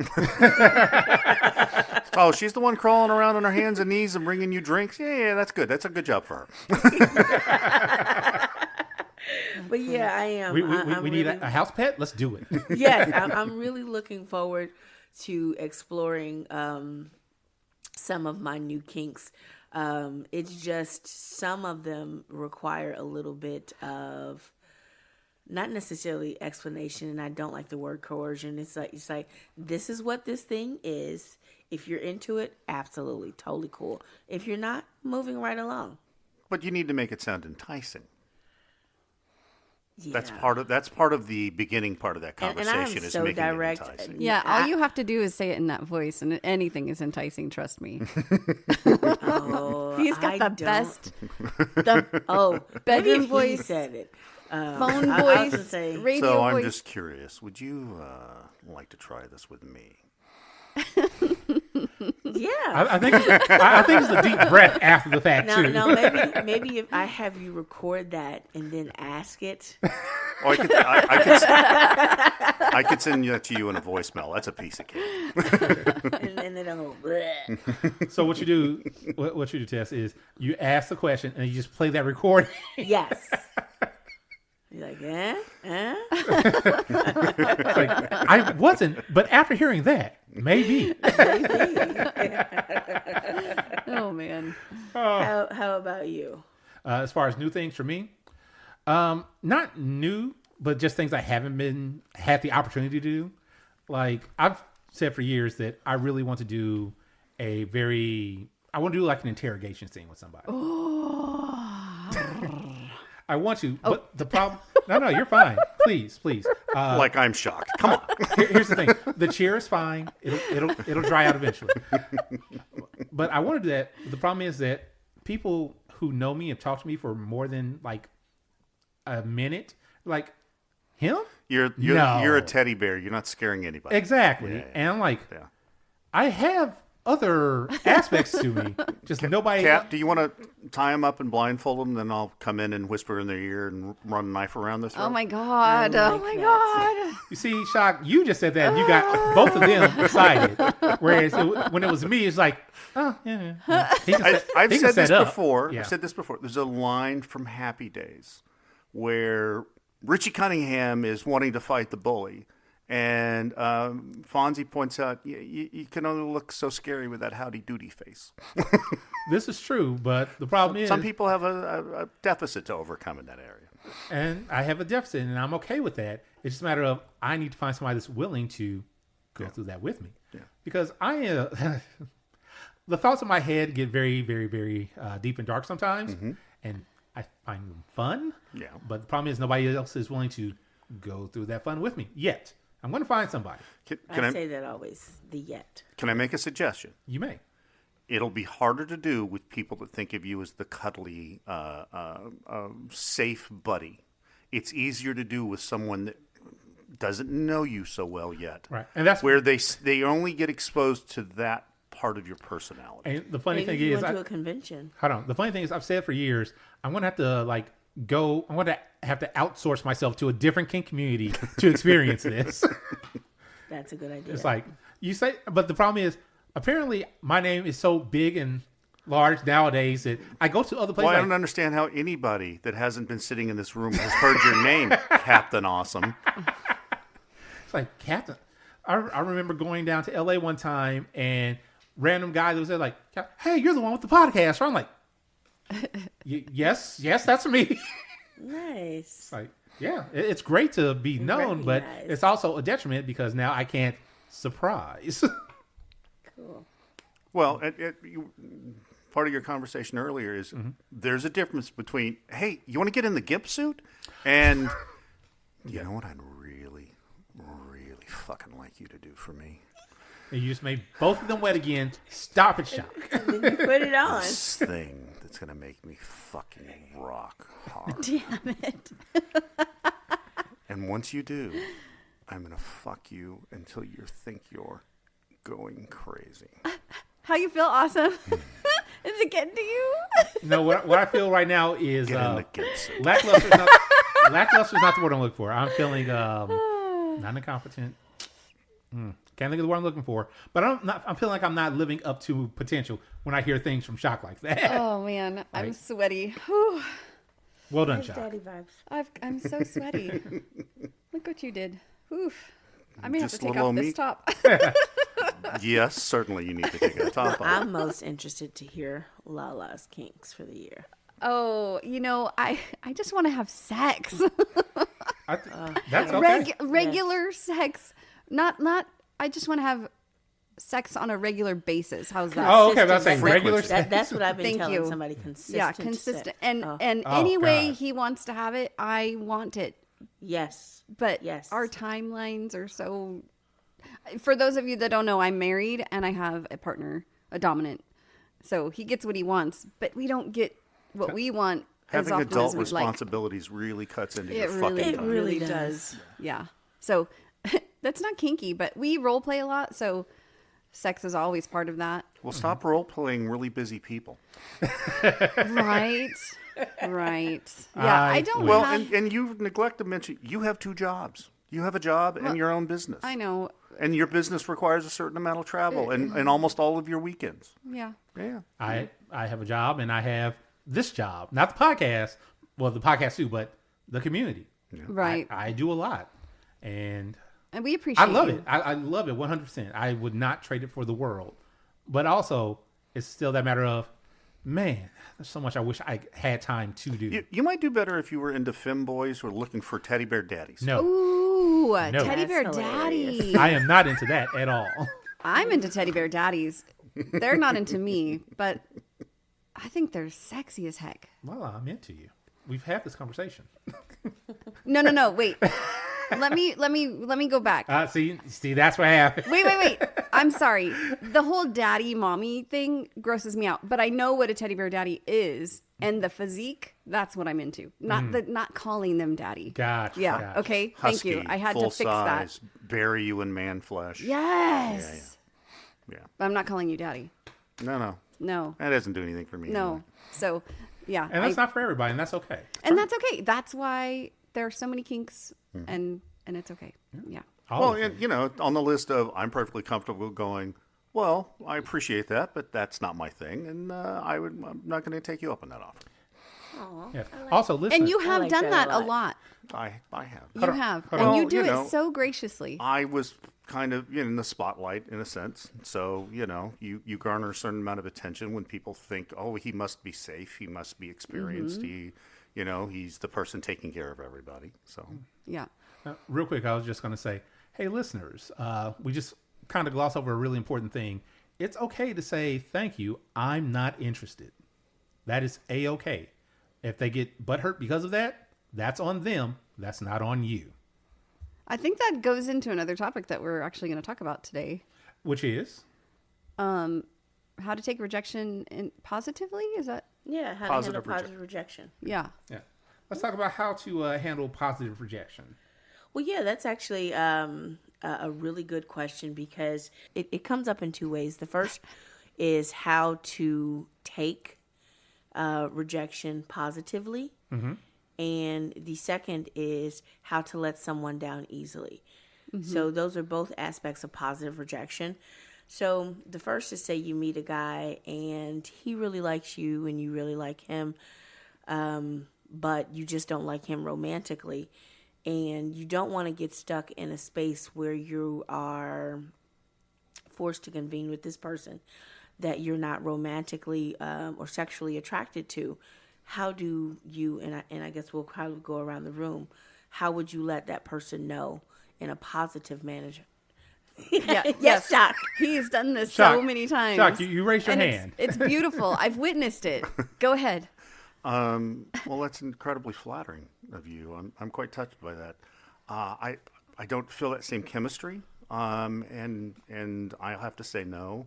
But still, you've made my evening with that offer. That's very kind of you. That was beautiful. Right? And I'm gonna walk away still like, oh, I like that. Right? Yes. I've witnessed it. But it was a very firm. But that was a very firm positive rejection. Plus, I think I'm in a different position because when I've been asked to play, et cetera, I never feel like someone is threatening if I decline their invitation. Yeah. And I know for a lot of women that are being hit on by guys, there is sometimes both the experience and the innate fear that if I tell this motherfucker no, he's might go psycho on me because it happens. And I think that's a different experience and one I've not had to deal with. I've just witnessed. Can we just go back to another experience that I've witnessed with Shock? Go for it. I'm sorry. It's okay. Your thoughts are valid, but I have to share this experience. Your thoughts are valid, sweetie, but So many times in events that we have, play parties, whatever, a cutie patootie submissive will run over and say, in front of God knows the whole room, Meiser said that we could play. Oh, God. And he's so kind, and he smiles, and he's just so kind. And he said, well, I am so flattered, but my dance card is full tonight. I know that's right. And it's so lovely to witness. And they're like, oh, they're disappointed. But at the same time, he didn't say no. He just said, my dance card is full tonight. Now, what happens after that? Do they email you? Do they hound you? You're adding tonight on that? I typically tell them my dance card is full because typically it has been. Do you not say tonight? No, not specifically. My bad. yeah. But it's no, still, you- No, it's that's still so lovely. beautiful. because Yeah. when you're, when it's from a place of genuine, poly realities is I can't just, I can't sample every fucking dessert on the plate. You know? can. You have the option. And you are But can you, sweet though? as fucking candy. You have told me that. Yeah, well, yeah. Hence where we got candy from. I lost my train of thought. But if you're in poly relationships and you want to take care of those relationships, if they mean something to you, and typically I think that's the sign of being a good individual, you can't just play with and bang everybody that seems to have an interest. Right. Even if you go, well, I don't know, sometimes it's hard to tell that woman no, but I have other responsibilities, and it's not fair to her or fair to the other people that have given me that trust. Right. So, Anyway. and I have failed that test. I'm just saying, I have. I'm no saint. None of us are. But I really liked the point that you made about the sometimes inherent fear or like why do I fear rejecting this person? Even if you don't feel that they would hurt you, sometimes you fear hurting their feelings. Yeah. Sometimes you fear letting someone down. Sometimes you grew up believing that you've got to be a people pleaser. Yeah. So I've got to give it a try regardless. This person has shown interest in me and people don't genuinely like me, so I've got to try it anyway. What? Also, Excuse me? There's a lot of psychological aspects that come with the fear of rejection or rejecting. You think people don't like you, as opposed to our opinion about whether or not you're delightful. I'm Or saying, just as a general example. those are general Oh, okay. examples. Because we were all like, what? What do you mean no one likes you? I knew what she was getting. Yeah. yeah, I just wanted to make sure. Yeah. Yeah. Well, I was going to say, I'm sorry. No, it was on Lala to Yes. give positive rejection an example of. I'm not good at it. You're not good at. I'm not good at positive rejection because when I do reject someone, it's almost a hounding. Oh, come on. You don't mean it. Oh, that one. come on. Yeah. It's been 5 minutes. Are you sure? Right. It's can be ugly. And so I'm not good at it. Yeah, because I've lost my patience with it, I guess. I used to be kind. Now I'm like not kind. and I understand where that's coming from. When I'm doing orientation, I have that kind of an example of, hey, guess what? If it's been 5 minutes and she said no 5 minutes ago, it's still in the no in the next 5 minutes. Mm-hmm. Just It's like they take want the to no. wear you down till you say Yeah. yes. And that's, And yeah. yeah. And that's why I say, it's like whenever we're at parties, the DMs in the dungeon or the other people at the house that have been here long enough, or the Dungeon Dragons, we look for that kind of shit because that is not acceptable. Well, or we want to be alerted to it. Yeah, we want to be alerted to it if somebody else You sees. do not feel if you come up and say, hey, this guy will not fucking leave me alone, that we are not going to take that seriously. 100%. Absolutely. Yeah. 100% we will. Yeah. So I'm sorry I don't have No, one. But that- the fact that and you- that's, Although- that's the a fact part that- of the conversation. the fact that you some struggle people with it, can't. Yeah. Although a young cutie patootie approached me on FET in a message and asked if I wanted to see his privates. And I said, no, I'm not interested. And he said, well, do you know anyone that would? I just really want to show it off. And I said, I don't know anyone that would. I'm sorry. Shouldn't laugh. No, that's adorable. But I think that you're really kind for asking in the first place. That's very as opposed to sending. right. Yeah. And we actually chatted for like 3 or 4 months. And he never showed me. He asked me every time. Wait, he kept asking? He kept asking me, but he Hey, was you ready for the schlong? right, and would always ask me, "Do you know anyone?" Do you know anyone? That Okay. would. Oh, by the way, as a tip, there's bound to be a Rate My Penis group on FetLife.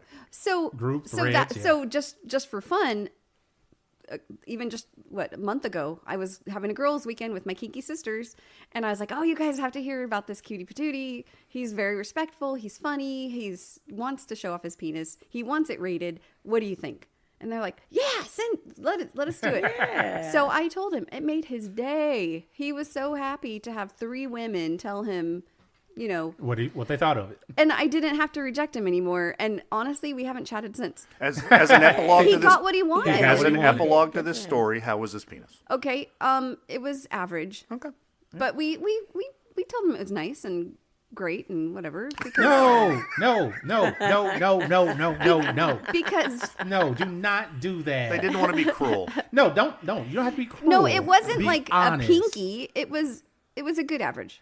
Okay. Did you say average? I'm sorry, not you, but do you know if they said average or if they said great? Oh. Because there's a different mindset in young men. I think it was more like, what a great shape, what a great length, what a, Aesthetically pleasing. yeah. I don't think it was like, oh, it's great. It's, okay. I can't wait. I want that. It Okay, was more like, I just Look, wanna- look, it wasn't the asshole thing where I've looked at photos of people fucking on Fet Life and thought, oh, that poor girl.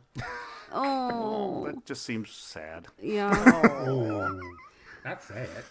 It's Well. rude. It's just rude. Anyway, so that he hounded me, but he was polite and respectful about it, and I appreciated Now, that. that is interesting. And That's it an made me interesting want twist. to hear from him, if that makes sense. Not in a relationship way, but just Yeah. as a Catching up. He's interesting. Was he He's ultimately funny. positive, an individual to communicate with, even if you weren't Yes. looking at his dick? Yes. Okay. Well, that's And that helps. That's And a thing. He was Yeah. young too. Like, I mean, he could have been my kid. He could have been my kid. And I told him that multiple times too. And he's like, I want a cougar. That's what I want. So anyway, Let's see. So, did we get around to me? yeah, you. All right. So for me, as far as the rejection portion of it, I've kind of taken a page out of Shock's book on occasion. Like, hey, would love to. I just don't really have it in me right now. Or the problem that I've gotten sometimes, not often, but often enough. They don't say it in the moment, but I hear about it after the fact. Oh, well, they said you just weren't really like man enough to, handle them. Like, The fuck? exactly. Yeah. It's like, just because I said no. Actually, I'll tell you about it. I did get it one time in person. Somebody asked, I'm trying to remember what the context was. But basically, she approached me like, no, I'm not really. It was something I wasn't into. I'm like, no, I'm not really into that. She's like, oh, well, I guess you're not really that much of a dominant anyway. And I'm like, and I know what she was. I knew immediately what she was trying to. She was trying to coerce me into like, Guilt you. I'll prove you. Or yeah. she's trying to soothe her own wounded feelings Yeah. by a bit lying to herself via Yeah. lying to you. It's like, I'm like, Well, obviously he should have wanted this. yeah, right, exactly. It's like, Funny day. but I was I was my usual, calm, collected self. All right. Yeah, that's what the block button's for. But still, In real life? No, this was an in-person thing. Put the hand to the face. Yeah, it wasn't out here though. The whole time they're in the room. Yep. yeah, I can't see you. I can't see you. it wasn't here. I remember that much at least. But still, it's like, anyway. So rude. yeah, I'm sorry that happened yeah. to you. But again, Well, that's the female equivalent of the guy that hits up on the chick, and when she rejects him, well, I didn't want to fuck your fat ass anyway. right. Yes. That's what I get. Nah. What So a why the fuck did fucking you come to lowlife. me in the first place? Yeah, well, there's no logic to that. It's just how can I wound this person that rejected me? That's all that is. Yeah. Yes. Yeah. That's all it is. Terrible. Yeah. How about you, Tess? Do you have any examples?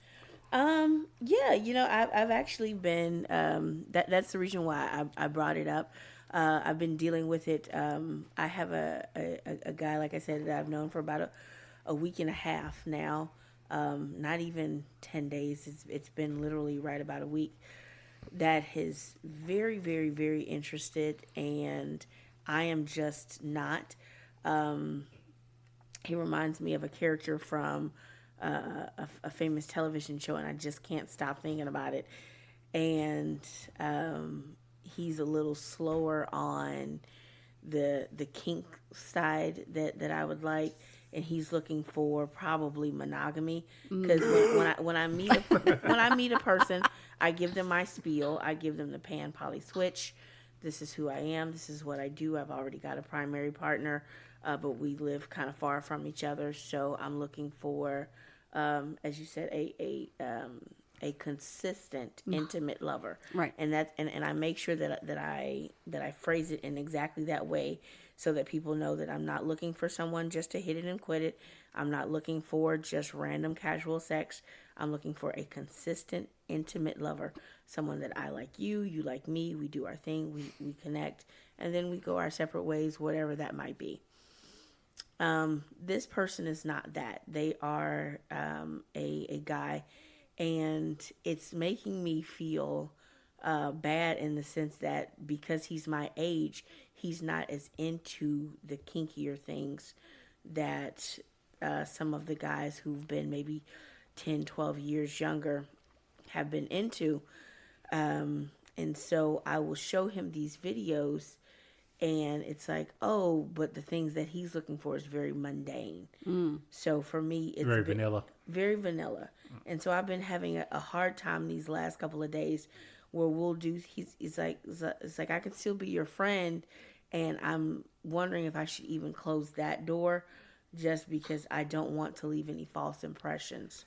But he's already saying that I love you, so Yeah, it was awkward. because he drove Unless me he to was being playful, like, but I love you. No, even then, LUV. with guys, don't do that. and that's the reason why, because it said it, and then he wrapped his arms around my legs. I was getting onto a train to come here, as a matter of fact, and yeah, it just kind of threw me And off. said I love you. Yeah. Did he say it from between your ass cheeks at the time? No. My shoe strap was undone, so it was the premise of I'm going to bend down to do up Tie your your shoe shoe. for you. Yeah, and then it was like, oh, I'm gonna miss you. I love you, and gave my legs. That would make me a hug. uncomfortable at the train station. That would be Yeah. very That would uncomfortable. imply someone with boundary issues. Yeah, so and he was like, I really hope you like me because nobody's ever really liked me before. Oh, Oh, no. And so- I hear the air raid sirens. Hold on. And so I've been so that was how the topic came up. You know, how do I positively reject this person to let him know that I'm just not, because like you said, it would be different if it was online. If it was just I could block this person, which Well, yeah, but now that you're here, where are you interacting with him regularly? not at all. I haven't. Okay. So So not like you're seeing him at work or... no, Okay. no. We met at the gym, and then we went out once. Came over, cooked. I cooked, and so now it's like, oh, Did you yeah. have sex? No, not Okay. at all. Well, no judgment. I'm just curious. Oh no. Because it's a factor in how fast he's like, oh, I love you, and I'm yeah. never leaving again. You gave me sex. Right. But yeah, no, I was. Even my roommate was like, "Oh, I was kind of rooting for the guy," and it was like, "Yeah, no." Well, you didn't ask me for advice. You were just talking about the struggle. Oh, no, But I what am you're wondering. describing is a person I would never want to have contact with again. Yeah. Yeah. He sounds clingy, Yeah. Yeah. and I worry about that for you. Yeah. And he knows where you live now, Yeah. so yeah. that's worrisome. Yeah. And I'm happy, like I said, I've got a primary partner and I've got a roommate, and it was very important to me. It's always important because I got one of those, I've got a big, tall, strong roommate to make sure that even if I do think that there is an issue, which I didn't think that there was, and this guy seems, like a regular nice guy, is just not the person for me. Lonely and So- desperate. Yeah, and I think that might be it. But loneliness makes people make really bad Rash decisions. decisions. What Yeah. happens if you just stop talking to him, stop answering his phone calls or text messages? What happens? Well, I would include that with a speech about why.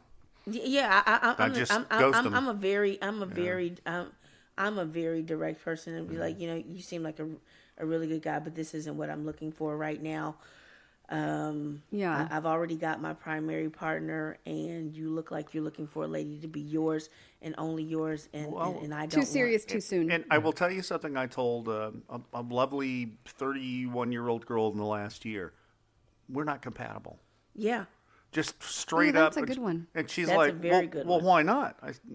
My personal experience, well, it says you're looking for a sugar daddy, and you're definitely looking for a daddy, and you're half my fucking age. We're not compatible. All right, I Chuck, can't like be that. what you're looking for. Yeah. And this would just be a mistake, whether you're attracted to me or not. That's Absolutely, and I like that. not compatible. Because it takes away a lot of, you said it's not what I'm looking for right now. Oh, yeah. For the desperate, lonely person, in 6 months you're going to be looking for me. Right. Oh, you're right. I'll hang around until you are looking for this. You're right. But that's to a say really we're in, great observation. But, to point out that you're incompatible implies that it doesn't matter if it's today, tomorrow, next week. You guys, like that you guys much better. need different things. And it's much cleaner. Well, it is. I think. Kinder, as a matter of fact. Well, I was going to say Well, it's not a failing. It's an incompatibility. Yeah. There's I nothing like wrong that. with this key. I love it that. doesn't go to this lock. I love that. Thank you. What I was going to say is there was a person that was coming around the local community a year ago, maybe a year and a half now, and they just gave the vibe of complete, it sounds terrible, but complete desperation. Yeah. Of, I need this. I need a woman to do what I want, and I need this, and I'm going to just...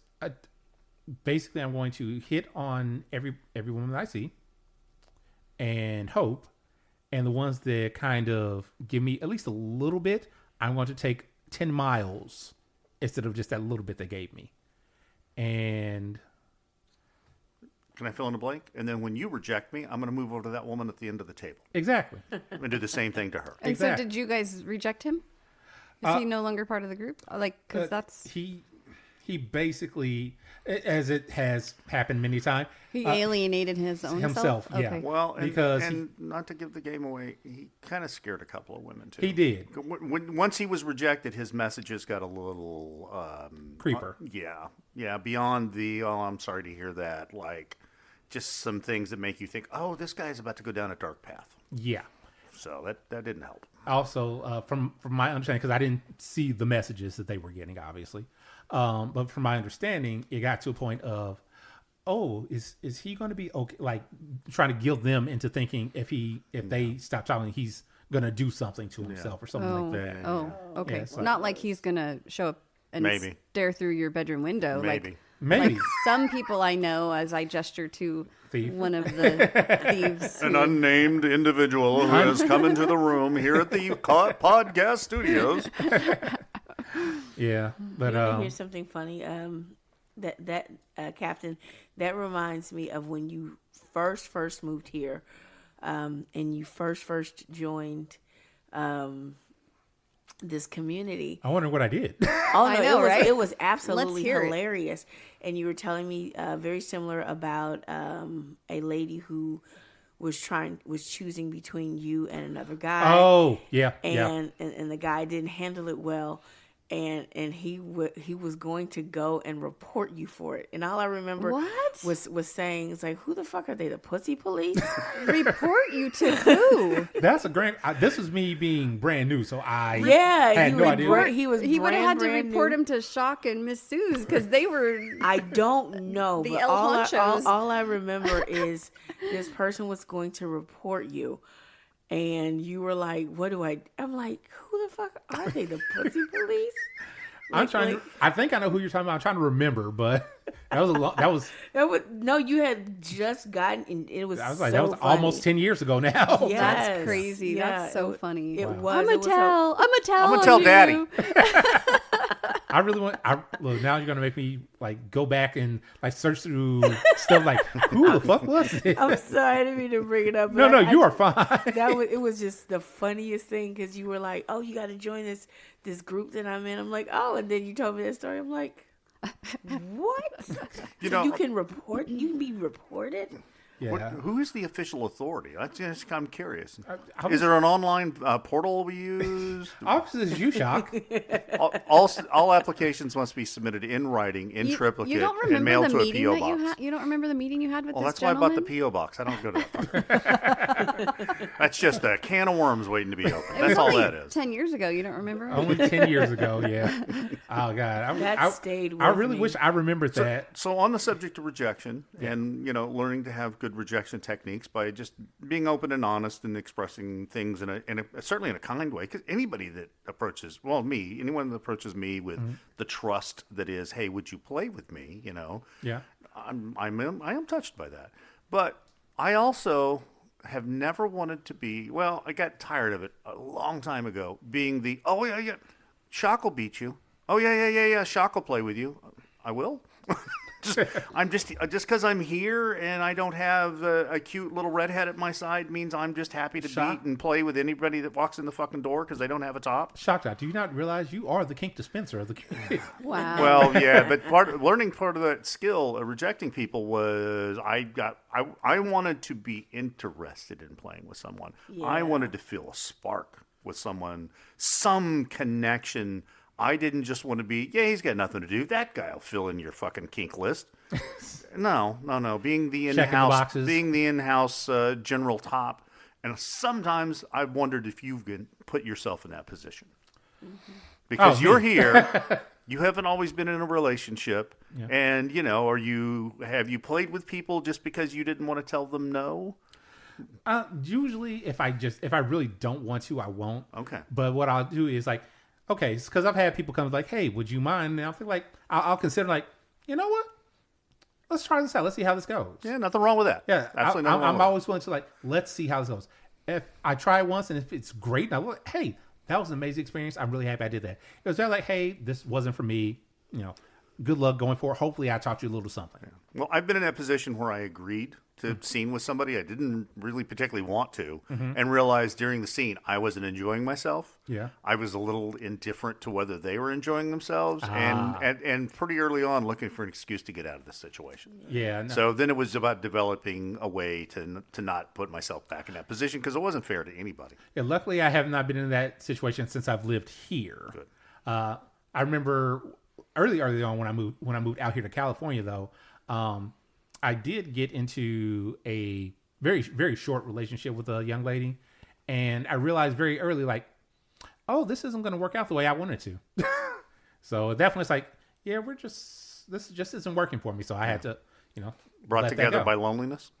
Well, she was cute. She was very cute. Mm-hmm. And I was like, hey, she's cute. Let's try this out. And it's like, oh, yes, you're cute, but I'm not into that. I'm not into that. No, you're not into that. This or this. This isn't going to work. Sounds like you were incompatible. Yes. Yes. So one of the ways that my husband would do his rejection, because he was a rope guy for a long time for the group. Rope god. Was? And I mean, he can be. He can be. Okay. But girls would always come and ask me, will your husband tie me up? Will your husband tie me up? I don't know. You got to ask him. So then I would ask him. I would ask him for him. He's like, all they have to do is come up to me and ask me. But Right. they were intimidated. And I think when they did get the bravery to do it, because then I would just start saying, you got to ask him. He'll do it if you ask him. I think I'm looking at Shock. You are very intimidating. But I think that these girls that would come and ask you or say, my sir, I think that's part of an intimidation. They're getting permission from someone else to ask you. They're not just going to come and ask you because they're intimidated. But someone gave them permission to ask you. Maybe. Right? Maybe. So intimidation has you need to be more intimidating. Awesome. That's what it is. I need to not be as nice as I am? Yep. Okay. Stop smiling. Just reinvent yourself. Stop smiling that cute, sweet smile. I'll just have to be an evil dick to everybody from now on. Because you have given me that intimidating look. Wait, Spider-Man 3, you show up at the next party and you're emo. Oh. No. You're going to need bangs. No. So you can start working on those bangs No. right now. Dear God, no. I am not going full Toby on that. Oh my gosh. The best So part funny. Of that movie. No, it is not. And some dance moves. Wait, You're what going to need movie? some dance Which moves. movie? are you Spider-Man talking 3 with Spider-Man Tobey 3. Maguire. about? I like Tobey Maguire. No. I mean, it isn't the best of the films, and it was the last one they made. But he goes to this, with the Venom, he goes through this character change where he dyes his hair black and cuts the bangs down almost in a Hitler style. And it's referred to as the emo Tobey. Or emo okay. He's Peter. such a Yeah, a-hole. emo Peter, yes. Yeah, he's a real asshole. He really is. Well, we don't need to go into that, but No. And he's dancing down the street, by the way. Yes, he is. Yeah. emo dancing? That doesn't make sense. I'm just telling you. Disco dancing. That's like a juxtaposition. So here's isn't what you do. There's a clip you can watch on YouTube of just that scene. I don't need to. Yeah, you don't need I'm- to. But- For cultural reference, this is your homework tonight. So All right, real quick, just to make sure, have we all kind of spoken on the Yes. how to do positive rejection? Any Yes. other thoughts on that one? I think I've talked so. enough. You've talked enough. I don't think we helped anyone, but I think Hey, here's the thing. I think we gave people thoughts and ideas for how to. Okay. And maybe tools. Wait, Maybe but good did we tools. talk about like how to take the rejection? We didn't No, talk we about did not that. talk about how to yet. take the rejection. Because that was the other part. Because I think that's a big part of being an adult as well. Because everybody's gotten rejected at some point. We keep laughing because Tess struggles to keep her face pressed to the microphone because that's an odd thing to do anyway, and she keeps getting reminded. Oh, sorry. So we're not laughing at you. No, You're no, just- no. It's Captain. We're laughing at Captain and his gesture. I'm okay with this. So, being rejected. Did you have words on that? Well, I'm pretty good at that one. Excuse me. I'm pretty good at being rejected. I am a firm believer that there are 8 billion people on the face of this planet. Not everybody is for everyone. What's for you is for you. What's for me is for me. And if I am not for you, I check a lot of boxes. I'm disabled, obese. I'm, very nerdy. So if I am not your particular taste, that doesn't bother me. So I think I handle rejection pretty well. It's even when it's not positive rejection, even when it's just rejection, I still laugh at the most hilarious rejection that I ever got. It was just very random. A guy told me that I looked like that I reminded him of the poop emoji with lingerie on. It was hilarious. Wow, I'm glad you're laughing. What but the that, ever-loving that's fuck? not funny. It was not nice, but it was hilarious. I can admit it. Well, good on you, because I think I'd cry. I hope he's somewhere right now stubbing no, a toe. Oh no, not What did you say, I Sean? hope he's somewhere right now stubbing a toe. Nothing but Legos You're- on the floor. you're in his charming. feet. You're attractive. it was one of those insults where you go back and like, You were impressed by the totally- creativity of it? It was so.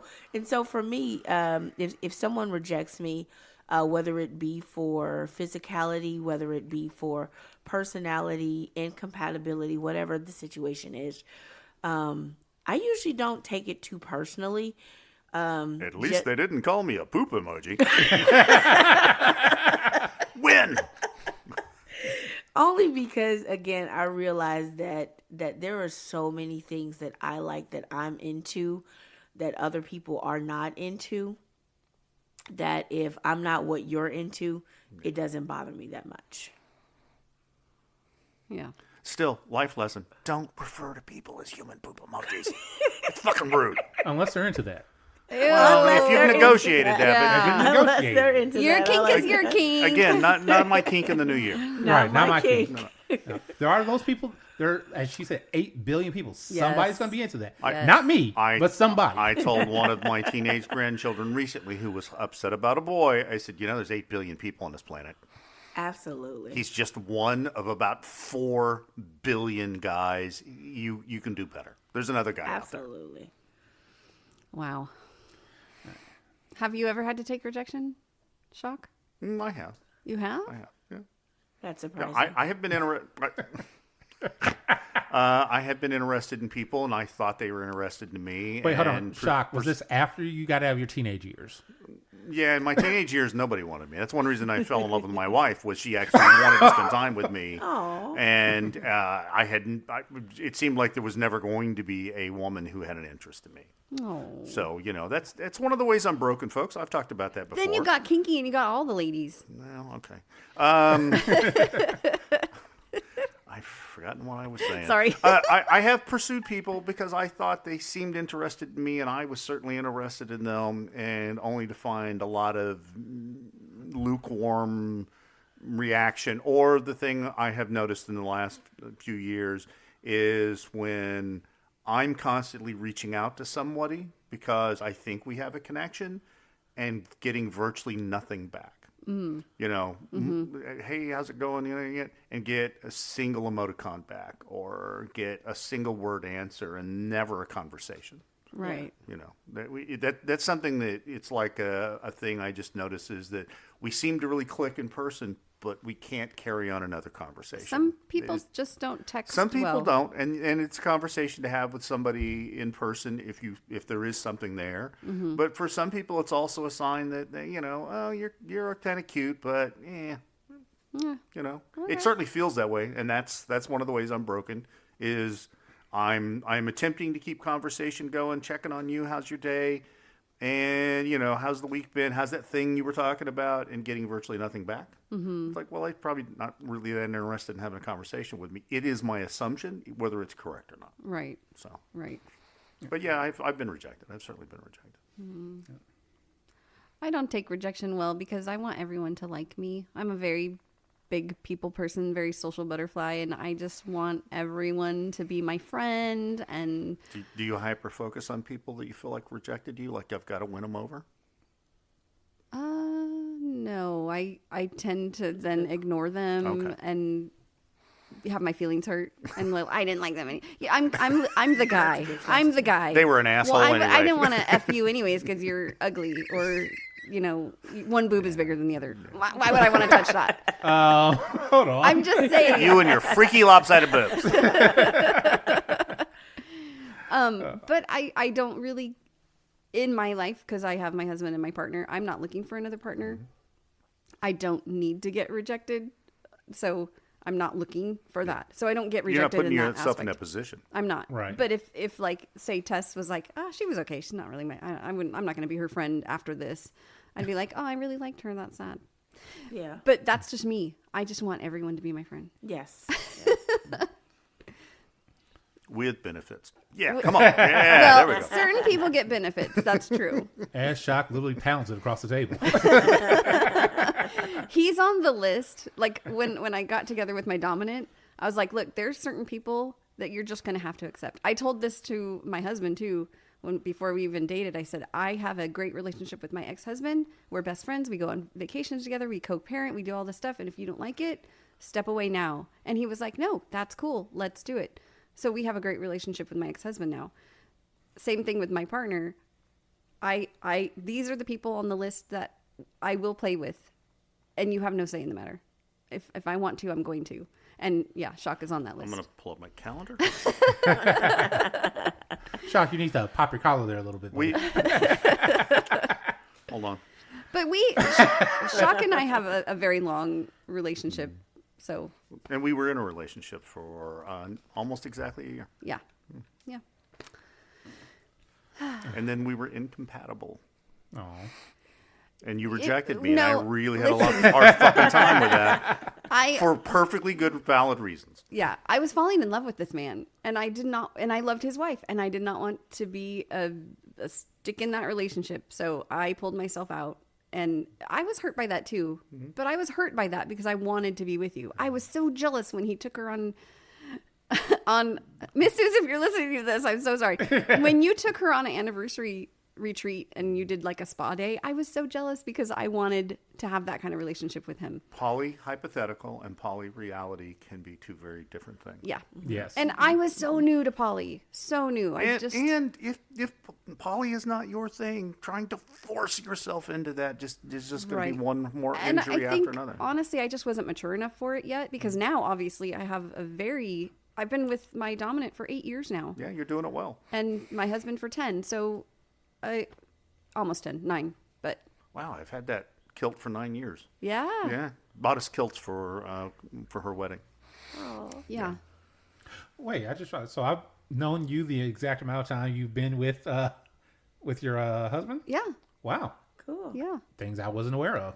But see, now I'm mature. Oh, and that's another thing for rejection. You know, like I might reject Awesome today, but in 2 years I might look at him completely You're giving different. creepy people hope. I am. I am the creepy person in this. I am. understand that. I'm sorry. That was the one I was referring to. It was Captain. You're giving creepy people hope. Just we change our Everybody changes. And that is Yeah. true. That is true. Yeah. and Right. maybe in 2 years that guy you might run into him again and be like, oh gosh, Yeah. wait he's changed a little, and I like that. Or a lot. Hopefully. Or a lot, Well, but you know, anyway. too, the thing with, let's call them less kinky people, sometimes that's about their experiences. I have this hypothesis that there are certain things we're innately afraid of and certain things we're innately excited about. Like, you don't have to be bitten by a spider to go, oh, shit, what the fuck is that thing crawling across the room, right? Right. You're just afraid of it. That's one way mammals survived. There are things that, like, the moment you know that's a thing, oh, Jesus fucking Christ, that's hot, I got to do that. There's other things where, I don't know, until you've experienced it with somebody, and you went, oh, fuck, yeah, I should have been doing that all along. My first vibrator, Shock right here, introduced me. I was afraid of them. She's not afraid of them anymore. Yes. Well done, Shock. Well done. Everybody, round of applause for Shock. Yes. Thank you. Anyway, sorry. That was just a little example. And No, that's a big thing. The joy of anal sex. Yes. Yeah. Yes. That is true. That was a first. Everything was a first with you. Oh, We were so young. we were so young. The picture of There's the two a of us picture we standing in look like- front of the bunk beds. Yes. And I'm wearing no shirt, and you're barely wearing clothes, and I'm hugging you. Yeah. We look like teenagers. Holy crud buckets. That was barely 25 years ago. Was it 30 years ago? No? 25? Yeah. Wow. Years ago. What was the original question? We were waiting. Everybody's gone except for you. I thought you were dodging. No, I wasn't. I was How- waiting. How do you do how with do you rejection? handle? Oh, how do I handle rejection? Now I just like, okay. How did I handle it back then? I'm not good enough. Oh. Why do you hate me? No, not even why do you hate me. Just here's the thing. Whenever I would be rejected, I never explicitly like blame the person rejecting me. It was always, Internalized. what have I done? Oh. Why am I not good enough? Yeah, That's yeah. that is a rough spot to be in. I've gotten a lot better. I still do it on occasion, and it sucks. But at least now I recognize what's happening, and I can deal with it a lot better than I used to be able to. But so now at this point, it's like I've gotten to the point of I'm not for everybody, and that's okay. Yeah. You know where I struggle with that? What's that? When I think back, like, well, I know how hard I made her come and how often. Uh, Why did this relationship end again? there are other factors for a relationship other than just those. Yeah. I'm just telling you. That's one of the weird little places where I look back and go, well, okay, it is what it is, but it's at that moment it seemed to be going pretty fucking good. So Yeah, in that instance of that moment, it was. After that, though, it's the other thing. I'm a pain in the ass to be with. I agree. Well, I don't know, Shock. I've never been with you. But yeah, that's how typically I handle rejection. Well, how I used to was that internalizing and like, okay, I fucked up. What did I do? Even when it could have been a million things that had nothing to do with me specifically. Obviously, I was the common factor in all of my, I don't want to say failed, all of my former relationships. I was the common factor in all of those. So then I had to figure out, what am I doing? And that's how I look at it a lot of times. Just, all right, what did I do? I don't say that, hey, I'm the problem, but what How happened? did I fail? Do you see the end of a relationship or a rejection as some kind of failure on your part? For many years, I did. Okay. Nowadays, I just like relationships end for lots of reasons. Yeah. It doesn't specifically have to be with something that I've done. And that's why I say I try to look at it like, I do my best to look at it as an objective thing. Was it me? Was I the cause, or were there other factors that I could not have changed at all? Right. Yeah. So Can't make everybody love you. exactly. Yeah. Like, for me, there was a relationship that I was only in for a few months, but it was really, really like, I was like, oh God, this is perfect. This is great. This is going to be amazing. And then it ended. And then I basically, what's the word? Basically, I pined for this person for a fucking almost decade. I'm familiar with that. I pined for this person for almost a decade until another relationship many years later said something.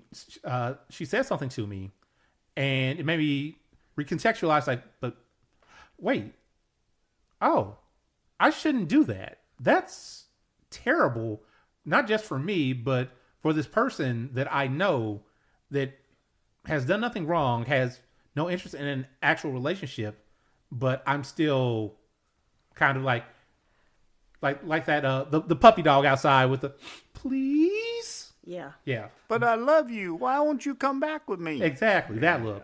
And that's when they pointed out, I'm like, oh, that one, I was the problem. But yeah, no. As far as actually taking positive rejection, as long as somebody isn't just like, well, even if they're like, well, you know what? You got a small dick anyway. Well, congratulations. Go find yourself the big dick that you want, please. Yeah. Obviously, I'm not the one for you, and that's okay. Yeah. Yeah, I just kind of let it wash over me like, okay, I'm done with you now. Goodbye. All right, so here, let's get to the kink and then see what else we can do. So the kink for this particular episode, actually, no. Ooh, we have a lot of stuff. Never mind, we have other things. Because we actually had a couple of listener requested topics. Mm-hmm. Oh, okay. Yeah. Well, we should do those. Yeah, we should definitely do those. So the first one, as I've said on the podcast for a long time now, I still do chat rooms on occasion. And I was actually chatting with a woman. And I never really bring up the podcast and that. I just so happened to be editing while I was in the chat room. She's like, what are you? I'm like, oh, I'm just editing a podcast I work on. She's like, oh, you do a podcast? Yeah. What's it about? I'm like, nerdy stuff, kinky stuff. Really? Do you guys take topics? Sure. What's your question? Ball worshiping. I was like, ball worshiping? Really? Yeah. Like, do you guys like it? Or are there women that are into it? Like, because I'm really into it, but are there other women out there that are into that? I'm like, oh, yes. That's easy enough. Oh, yeah, absolutely. There's certainly bound to be women out there. Again, right. How many people do we have on the planet? Over 8 billion. There you go. There's 7. There's 7 at least. I think it's a minimal number. I want to know what ball worship entails. Yeah, like kind of like cock worship is my go-to for that. It's like, are we talking like shaving, cleaning? No, licking? yes, licking, sucking, trying to get the balls in the mouth. What about the butterfly? Is that CBT? No, that's more than the CBT. I would not assume ball worship. this is more along. Hold on, I'm sorry. What is that? The butterfly board. Oh, that. Yeah, no, that. Oh, he flinched. Yeah. He physically flinched in his seat. Yeah, no. When you said, I mean, he's considering doing it. Go on. No.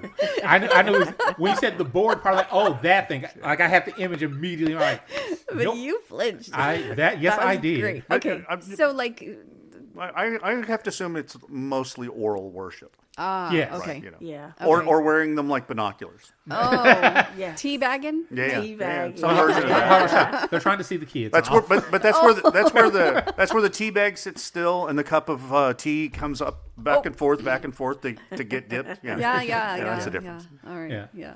So yeah, like I can't say that I've actually had like full on ball worship before.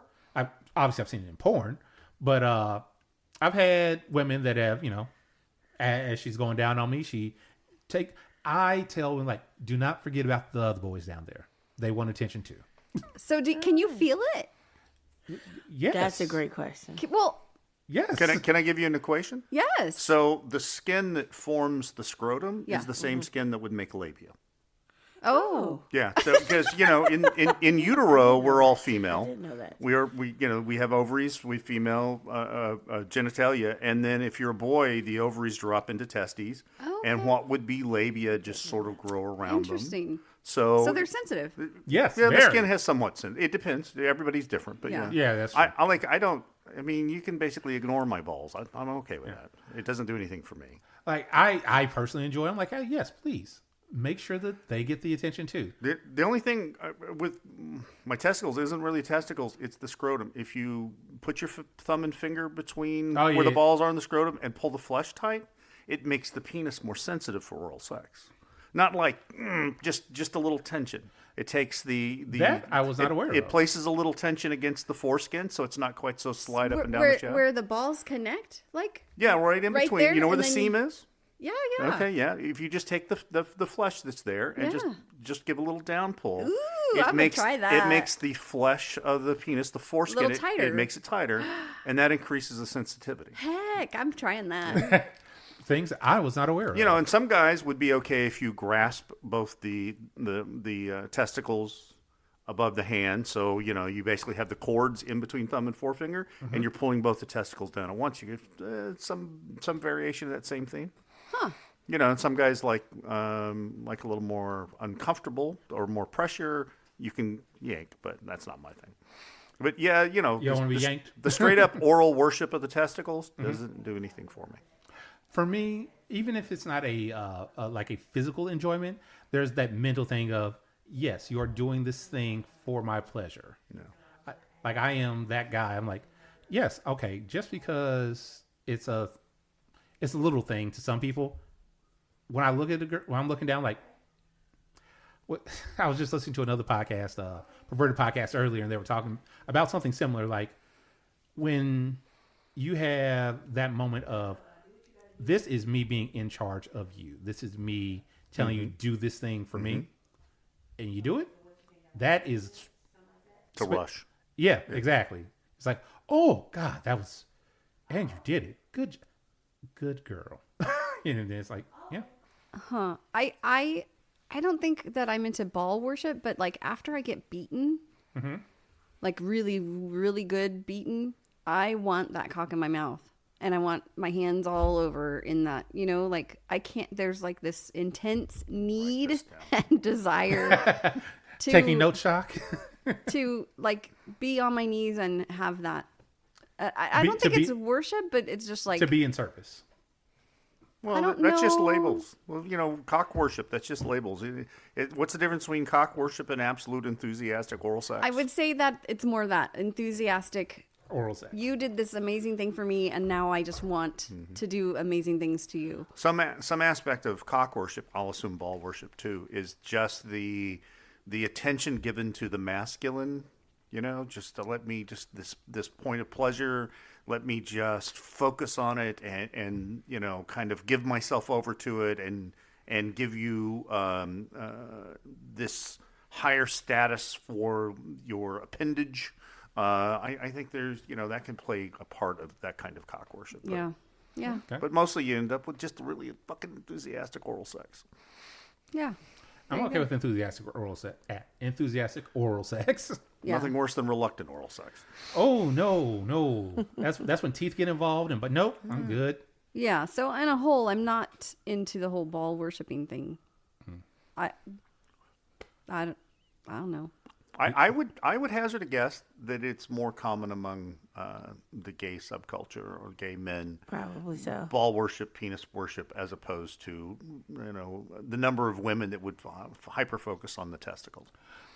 Right. The number of women is going to be a lot lower, but it's still not zero. It's a non-zero. No. Of course, there's absolutely it's like every fetish. Yes, absolutely. There are other people that share this fetish with you. Right. Certainly. Cap's just trying to talk himself into believing that it was really a woman on the other side of that chat. Oh, those glory holes are indiscriminatory. You don't want to start asking too many questions. Hey, thief, I didn't ask you for that bullshit answer, now did I? Anyway, Tess, any words from you on ball worship? It depends on the partner. If they've got good balls, then yeah, because good balls matter. Sorry. I'm sorry. What is a good ball? At the right angle, they can slap the clitoris with every pound. Oh yes. When I say he just hit it without even a question. I've been paying attention, Tess. That is as my partner calls it, the pat. The pat. If they can do the pat, then I am going to. And plus, I also like to be able to put both the shaft and the balls in the mouth at the same time. Wow. Being able to do that is a All right, skill. we're going to give this one a clap right there. That is amazeballs. That is Fucking impressive. Damn. That is a skill that that means deep throat, right? The look of fear on Lala's face. Now those are two different things. No, you can grab the scrotum this, and pull the testicles up partway on the shaft. Yeah, you just. Oh, okay. Okay. I'm getting a visual. Yeah. Well, Lala has 2 new kinks for the new year. Okay. Well, I mean, when I'm trying to get my partner hard, sometimes I will do that. Yeah, when there they're you go. soft, Yeah. I'll just take it all. But Bite? it is. Sound effect. But Man, I've never our Foley artist is fucking right But on. I've never tried it when he's hard because there's just freaking no way. There's a little too much going on there. Yeah. Thankfully. Well, the maw only opens so far. Yeah. Oh, that's funny. I'm learning things. That's why you enjoy having you on, Lala, to help with education. So, anatomical tip to anyone that's curious: the scrotum is temperature operated. So the warmer, sweatier the room you're in, the lower the testicles will hang, and the more likely you are to get the swing and the slap. Ooh. And that's Shock's Education Corner. I really like to give head upside down. Yes, that Hanging is over one the of the bed? fit. Yes. With your head hanging. Yes. With your head hanging down. Yes. I have no gag reflex then, and you can just pound me. It's amazing. Have you guys ever done that? Have you done that to your partner? I've done it to you. I have done it in the past, yes. But that was 25 years ago. I know. I realize you forget. Your memory is full of Swiss cheese. Some things are fucking chiseled into my brain like they're like the fucking Washington Monument. So yeah. I love it. So much that you forgot about it. You don't remember hanging your head over the bed while I've got 2 fingers inside of you and I'm fucking your mouth while I'm also finger fucking you roughly. I mean, that sounds amazing. I mean, I'm in. Let's go. I don't remember. I want to remember. Let's spin that positively. I want to remember. I'm getting old and my brain is Swiss cheese. I'm about to say, Shock yourself with Sadly. Swiss cheese. Yeah. All right, so I think we've gotten enough of the ball worshipping. Oh, God. Well, and we have answered the question, are there other women out there interested in it? Of course there are. That's Yes. an absolute. Oh, wait, you said that up front. Like, there's 8 billion people. Wait, is this person on vet? No, she is not. Oh, well, then that might be something she might want to hop onto. Because perhaps. I'll bet Which you... I can suggest. find Which I some- suggested. I'll bet you if you search FetLife for ball worship, you are going to find a group. You'll certainly find a fetish listed, and then that fetish can then link you back to other individuals. All right. Let's see here. What else we got? Oh, this is the one that some sort of person that steals things gave us. Let's see. Where would Thief in the Night? some sort of thief in the night or something? Thief in the Night. Where would you like to see the world of kink go in this new year of 2025? More understood and accepted? Are we trying to gatekeep it from the mainstream? Like, no more kink? I'm sorry, king. The 50 Shades of Grey Movies. complaints. Yeah, no more of that. Or somewhere else. I think definitely more understood and accepted for me. Yeah. Yeah, for sure. I would say more understood and accepted for me because I want to be able to have more options for play partners. Yeah. Yeah. I just don't want friends to disappear because they don't agree with my lifestyle. Unfortunately, you're going to get that regardless at this point, sadly. But if we could spin a magic wand and everybody was like, "Oh, I get it. Yeah, okay, it's not my thing, but go for it. Have fun." That's the world I would want to live in. I would like. That's called Not America. I would like to think that my Fantasy. my gay and trans friends, everybody that falls into that particular alphabet, feels safe in the coming years, and I'm afraid that's not really going to be the case. So that would be my wish, and it's I feel like it's futile. So Well, we can hope. we can hope. Tess? I would like to see an end to world hunger. No. Well, obviously we would. But I would like to see more acceptance, more openness into mainstream. Because I think the second part of it was, or do you want it to be withheld from mainstream? It's like, no, I think more things, like for example, when I'm at in a place and I say that I'm pan poly switch, I'd like for more people to automatically know what that is. If I say that I'm omnisexual, I would like for more people to be automatically aware of what that is. And more importantly, I would like to be able to find jobs as a sexologist or as a director of sexual health in more cities than just one or two. I get that. Yeah. That's what I would like. Is omnisexual where you're into Viltrumites? Into what? Is that a nerd thing? Yes. It's part of the Invincible universe. Well, I mean, he is so sexy, though. Oh, my God. Oh, my God. Omni-Man. We're talking about Omni-Man. Okay. Real quick, for those that don't know, what is omnisexual? Omnisexual is very, very similar to pansexual. They're almost interchangeable.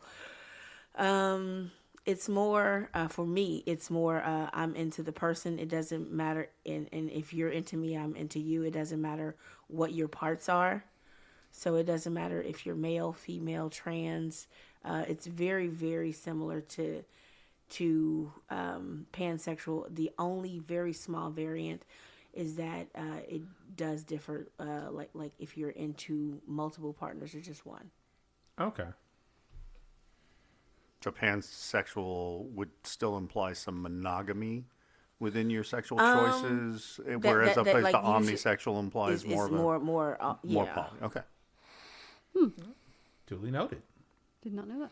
My son is pan, so Yeah, and pan is what's nationally recognized now. So so that's usually why I just say pan poly switch. You know, that is a moving goalpost. but omni. Because we're constantly coming up with new ways to describe ourselves or our complications that tear us away from, what was thought of as this group or community. Yes.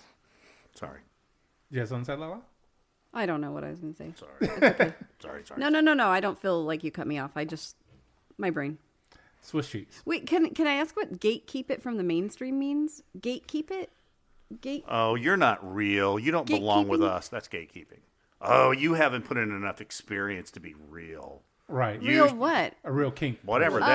It's where the established community looks at the newbies. So like a private club? Yes. Well, sort of, but it's where the established community looks at the newbies and dismisses them for not being serious, real. Kinky enough. Real quick. We're So- the ones at the gate deciding who gets to come in and who doesn't. So Okay. shot kind of like old guard versus new people coming in. Yeah, you remember when someone stood in our dungeon and explained how Yeah. the old guard rules should apply, and we went, Yeah. yeah, fuck that. Yeah. And they wanted respect, but yeah. Wanted no. automatic respect. Automatic. Yeah. Nope. Yeah, that's the gatekeeping. You don't nature float of my it. boat, dude. There was a master in my name, therefore everyone should respect me, and all women should bow to me. Yeah. Yep. And that was a real person. Yes. There were a couple real persons that Yes. felt that way. I remember being pointed out to this person that came up from L.A. and being told, she's a real slave. This is how they really behave. And that woman was a raging alcoholic. Lovely. Yeah. That's not good. Oh, all right. So I think we've touched on that one. Yeah, we touched it. Touched it real good. I think we're on the kink of the episode. Yes, let's get to this kink. This I can pronounce this. I can. Agamatophilia. Is that an I or an L? L. I thought it was agomatophilia. That's what I would have said. Sure. Agomatophilia. That works. I feel you. People that can pronounce better than me, please, correct me. It's Agamatophilia. So Yes. I would say agomatophilia. Agomatophilia. I can pronounce things eventually. That's actually very helpful. Agomagophilia. That's not wrong. God damn it. Got it wrong. You were close. That's close. Missed it by that much. That's all right, though. I can comprehend a lot of words. I can't necessarily say them. That works. So what this is a sexual attraction to statues or statue syndrome. Does this apply to manga? All the manga goodies, the little statue on the shelf with the schoolgirl with her fucking skirt blown up and her naked pussy on display. You're not far off, actually. Okay. Yeah. Or do you have to be obsessed with a statue and feel like you're in a relationship with a statue for it to apply? I'm thinking a little bit of column A, a little bit of column B, honestly. Because typically isn't aphilia something like, well, I can't get excited unless That's I'm happening. getting this particular thing. And sex dolls. Yeah, sex dolls too, yeah. Did you know sex dolls are going to have AI? Well, of course. AI in them? Of course. That they're going to be able to react? I'm not some surprised extent, by yeah. this. $1,500. You can get a sex doll that will react to your... Well, I think I mean, I'm not saying that you're wrong. I think those are like the starting prices because I saw a thing the other day where someone spent $26,000. I meant 15,000. Oh, yeah, that would make more sense. $15,000. Yeah. That's cray to me. Lonely people with money. Yeah. So one thing sex dolls do is they don't criticize you. Or make you change light bulbs. Well, what I was going to say is when you brought up the AI thing, I know that in at least in Japan, there was a big rage a few years ago. It's probably still going on, where people were buying these little, not statues, but why am I blanking on the word? I don't know, but a few years ago when I went to Japan, I brought you back a little sexy doll. You did. I still have it. Okay. Yes, I do still have it. I don't really find it as attractive in this instance, but You're not monophilia No. it. no, I'm not. But virtual, like these virtual 3D things where you would have this girl that kind of pops up off the screen, and the AI would be like, "Oh, hi, welcome home, honey," things like that. Oh. And guys were literally getting into full-on relationships with these devices. Well, isn't somebody done that with Siri already? Yeah, I was gonna say consider them a partner. because I think we kind of touched on this like a while back with the movie Her.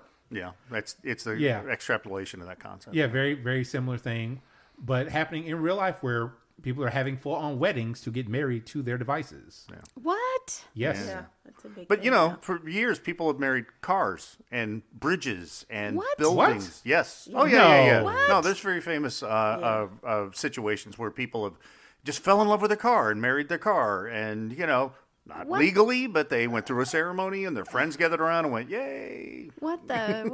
I Okay, am- your kink is your kink. Go, yay! So I mean, what's the difference between that and loving your pillow? I love my pillow, actually. Okay. I'll give you. I'll give you I that. put my pillow everywhere. I don't know. I think it implies an inability to be intimate and vulnerable with real human beings. Yeah. And so you create a fantasy world where this inanimate object is as in love with you as you are with it, and you give it these human traits, and it must feel safe. Because this inanimate object can't leave you. Right? They're stuck.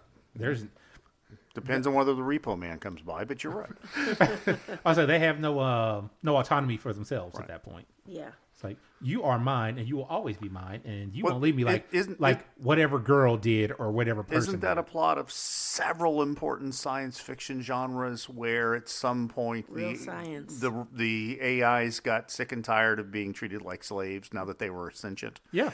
If you think of the Star Wars universe and the fact that all of those fucking robots are all sentient and they'll just toss them in the trash, Yep. it's a horror fest. Well, they're pretty comfortable with slavery anyway, but it's a fucking horror fest. Yeah. What was the other one? There have been like so many different movies and things. What is my purpose? You bring me butter. Oh, God. Rick and Morty. Yeah. Yeah. But yeah, there's a bunch of stuff like that. I'm just like, okay. Like getting back to the actual fetish, I am personally not like, there are beautiful statues that have been made because they are based off of, oh, hey, this beautiful woman, this beautiful person. Oh, wow, that's amazing. But I'm just not, I don't need the statue. The statue's not going to do anything for me. Like, I've seen like the real dolls and they're like, that doesn't do much for me. It's like, cool, have fun, but not for me. Yeah, but You prefer the sheep. Bah, I'm not that bad.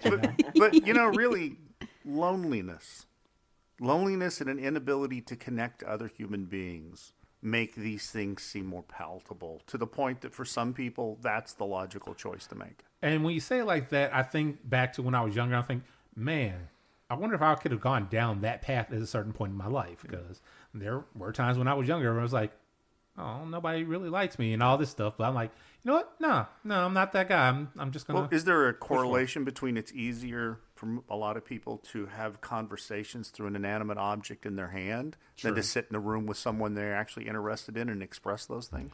And yes, and it's much easier to be rejected on a digital device where you don't have to physically see the person as opposed to, hey, I'm right here in front of you, and now you're rejecting me. Yeah. Well, and then, back to the inanimate objects aren't rejecting you. Mm-hmm. They can't reject you. If they have no ability to. And is it? No, it's not Pygmalion. What was the Greek? Yep. Is it Pygmalion? It is. The Greek story? Yeah, Yeah, okay. Pygmalion, yeah. Who fell in love with the statue he created, yeah. Yeah. Yeah, the Greeks, always great for a chuckle. Those are the ones that we are supposed to emulate, right? Are the Greeks? I'm fond of some of their architecture, but the Greek revival is, I don't know, it's fucking overdone. All right. That's why we have a Senate. Yeah. Yeah, that's true. All that classic Washington architecture is all Greek revival. All right. Well, that's all I got to say about statues. Anybody else? Nope. No? All right. Well, I like my Kal-El figurine, right? But I have no interest in licking his ass, so I don't know. Ew. And here, Shock, here, I thought you were going to say you are the statuesque man. I'm old and I'm chunky. Go on. All right. Well, with all that, we have been going for quite some time. Let's get some final thoughts. Micromanager Lala, final thoughts? I'm just so glad to be here to learn so much stuff. It's amazing. Glad- You're never too old to learn. This is true. Okay. ShockDoc? I appreciate you people putting up with my ADD brain do hopping you from mean, fucking you subject people? to subject. What do you You're mean, you awesome. people? Our listeners. Those Oh. people. Our listeners. Okay. But they're the good ones. Ooh, no, Shock. No. You'll No. let them in the gate? Yeah, I will actually let them in again. Well, wait a minute, not the creepy guys, but All right, moving forward. Hey, Do you Tess. think creepy guys know they're creepy? no. Yes. Oh, Some of them, No, some of them do. Some of them do, and they lean into that. all right. Sorry. No, you're fine. Tess, final thoughts? Yeah, I'm so thankful to be here again. I can't wait to become more regular once I move back in town. Hey, you're more than welcome to come take a seat and give all the knowledge because you are our resident sexologist. Sexologist, yes. Yeah. So you're not just gorgeous and curvy and sweet and intelligent. You're also a fucking sexologist. Yes, I got my master's at San Francisco State. And somebody called you a fucking poop emoji. Jeez. Damn Christ, men are fucking assholes. Yes, we are. And final thoughts from Captain. Hey, listeners, once again, what? Hey, Captain. Yes. What are your You final got thoughts, any Cap? final thoughts? Huh? Got any final thoughts? Well, yes, I do. I think that I'm not going to be into statues. I think that we should all do better with taking rejection Yeah. and giving rejection. It's a two-way street, sadly. Thank you. Florida, too bad for you guys. And I can't wait for all the fucking entertainment. And also, go see Baby Girl. Just give it a shot. See what you like about it. See what you don't. I'm going to like it. I can't wait. Well, you go enjoy that and have fun. Yeah. I'm probably going to go see Sonic 3 tonight. Oh, wow, nice. I'm desperately hoping that the new Superman franchise is worth the watch. I can't fucking wait. But I am so... And I refuse to listen to any back talk about it. I'm gonna say, I am so desensitized towards the DC movies at this point. We'll see what happens. I may enjoy it. I may not. I'll be there. You're just going for crypto. No. It's fun though. But no. All right. Well, with that, listeners, thank you once again for joining the Gotham Press podcast. And with that, we are out. Bye. Bye. Captain, you just haven't found the right statue yet. That's because the statute of limitations hasn't expired. Stop it, Shock. Stop it. And I'll see you soon.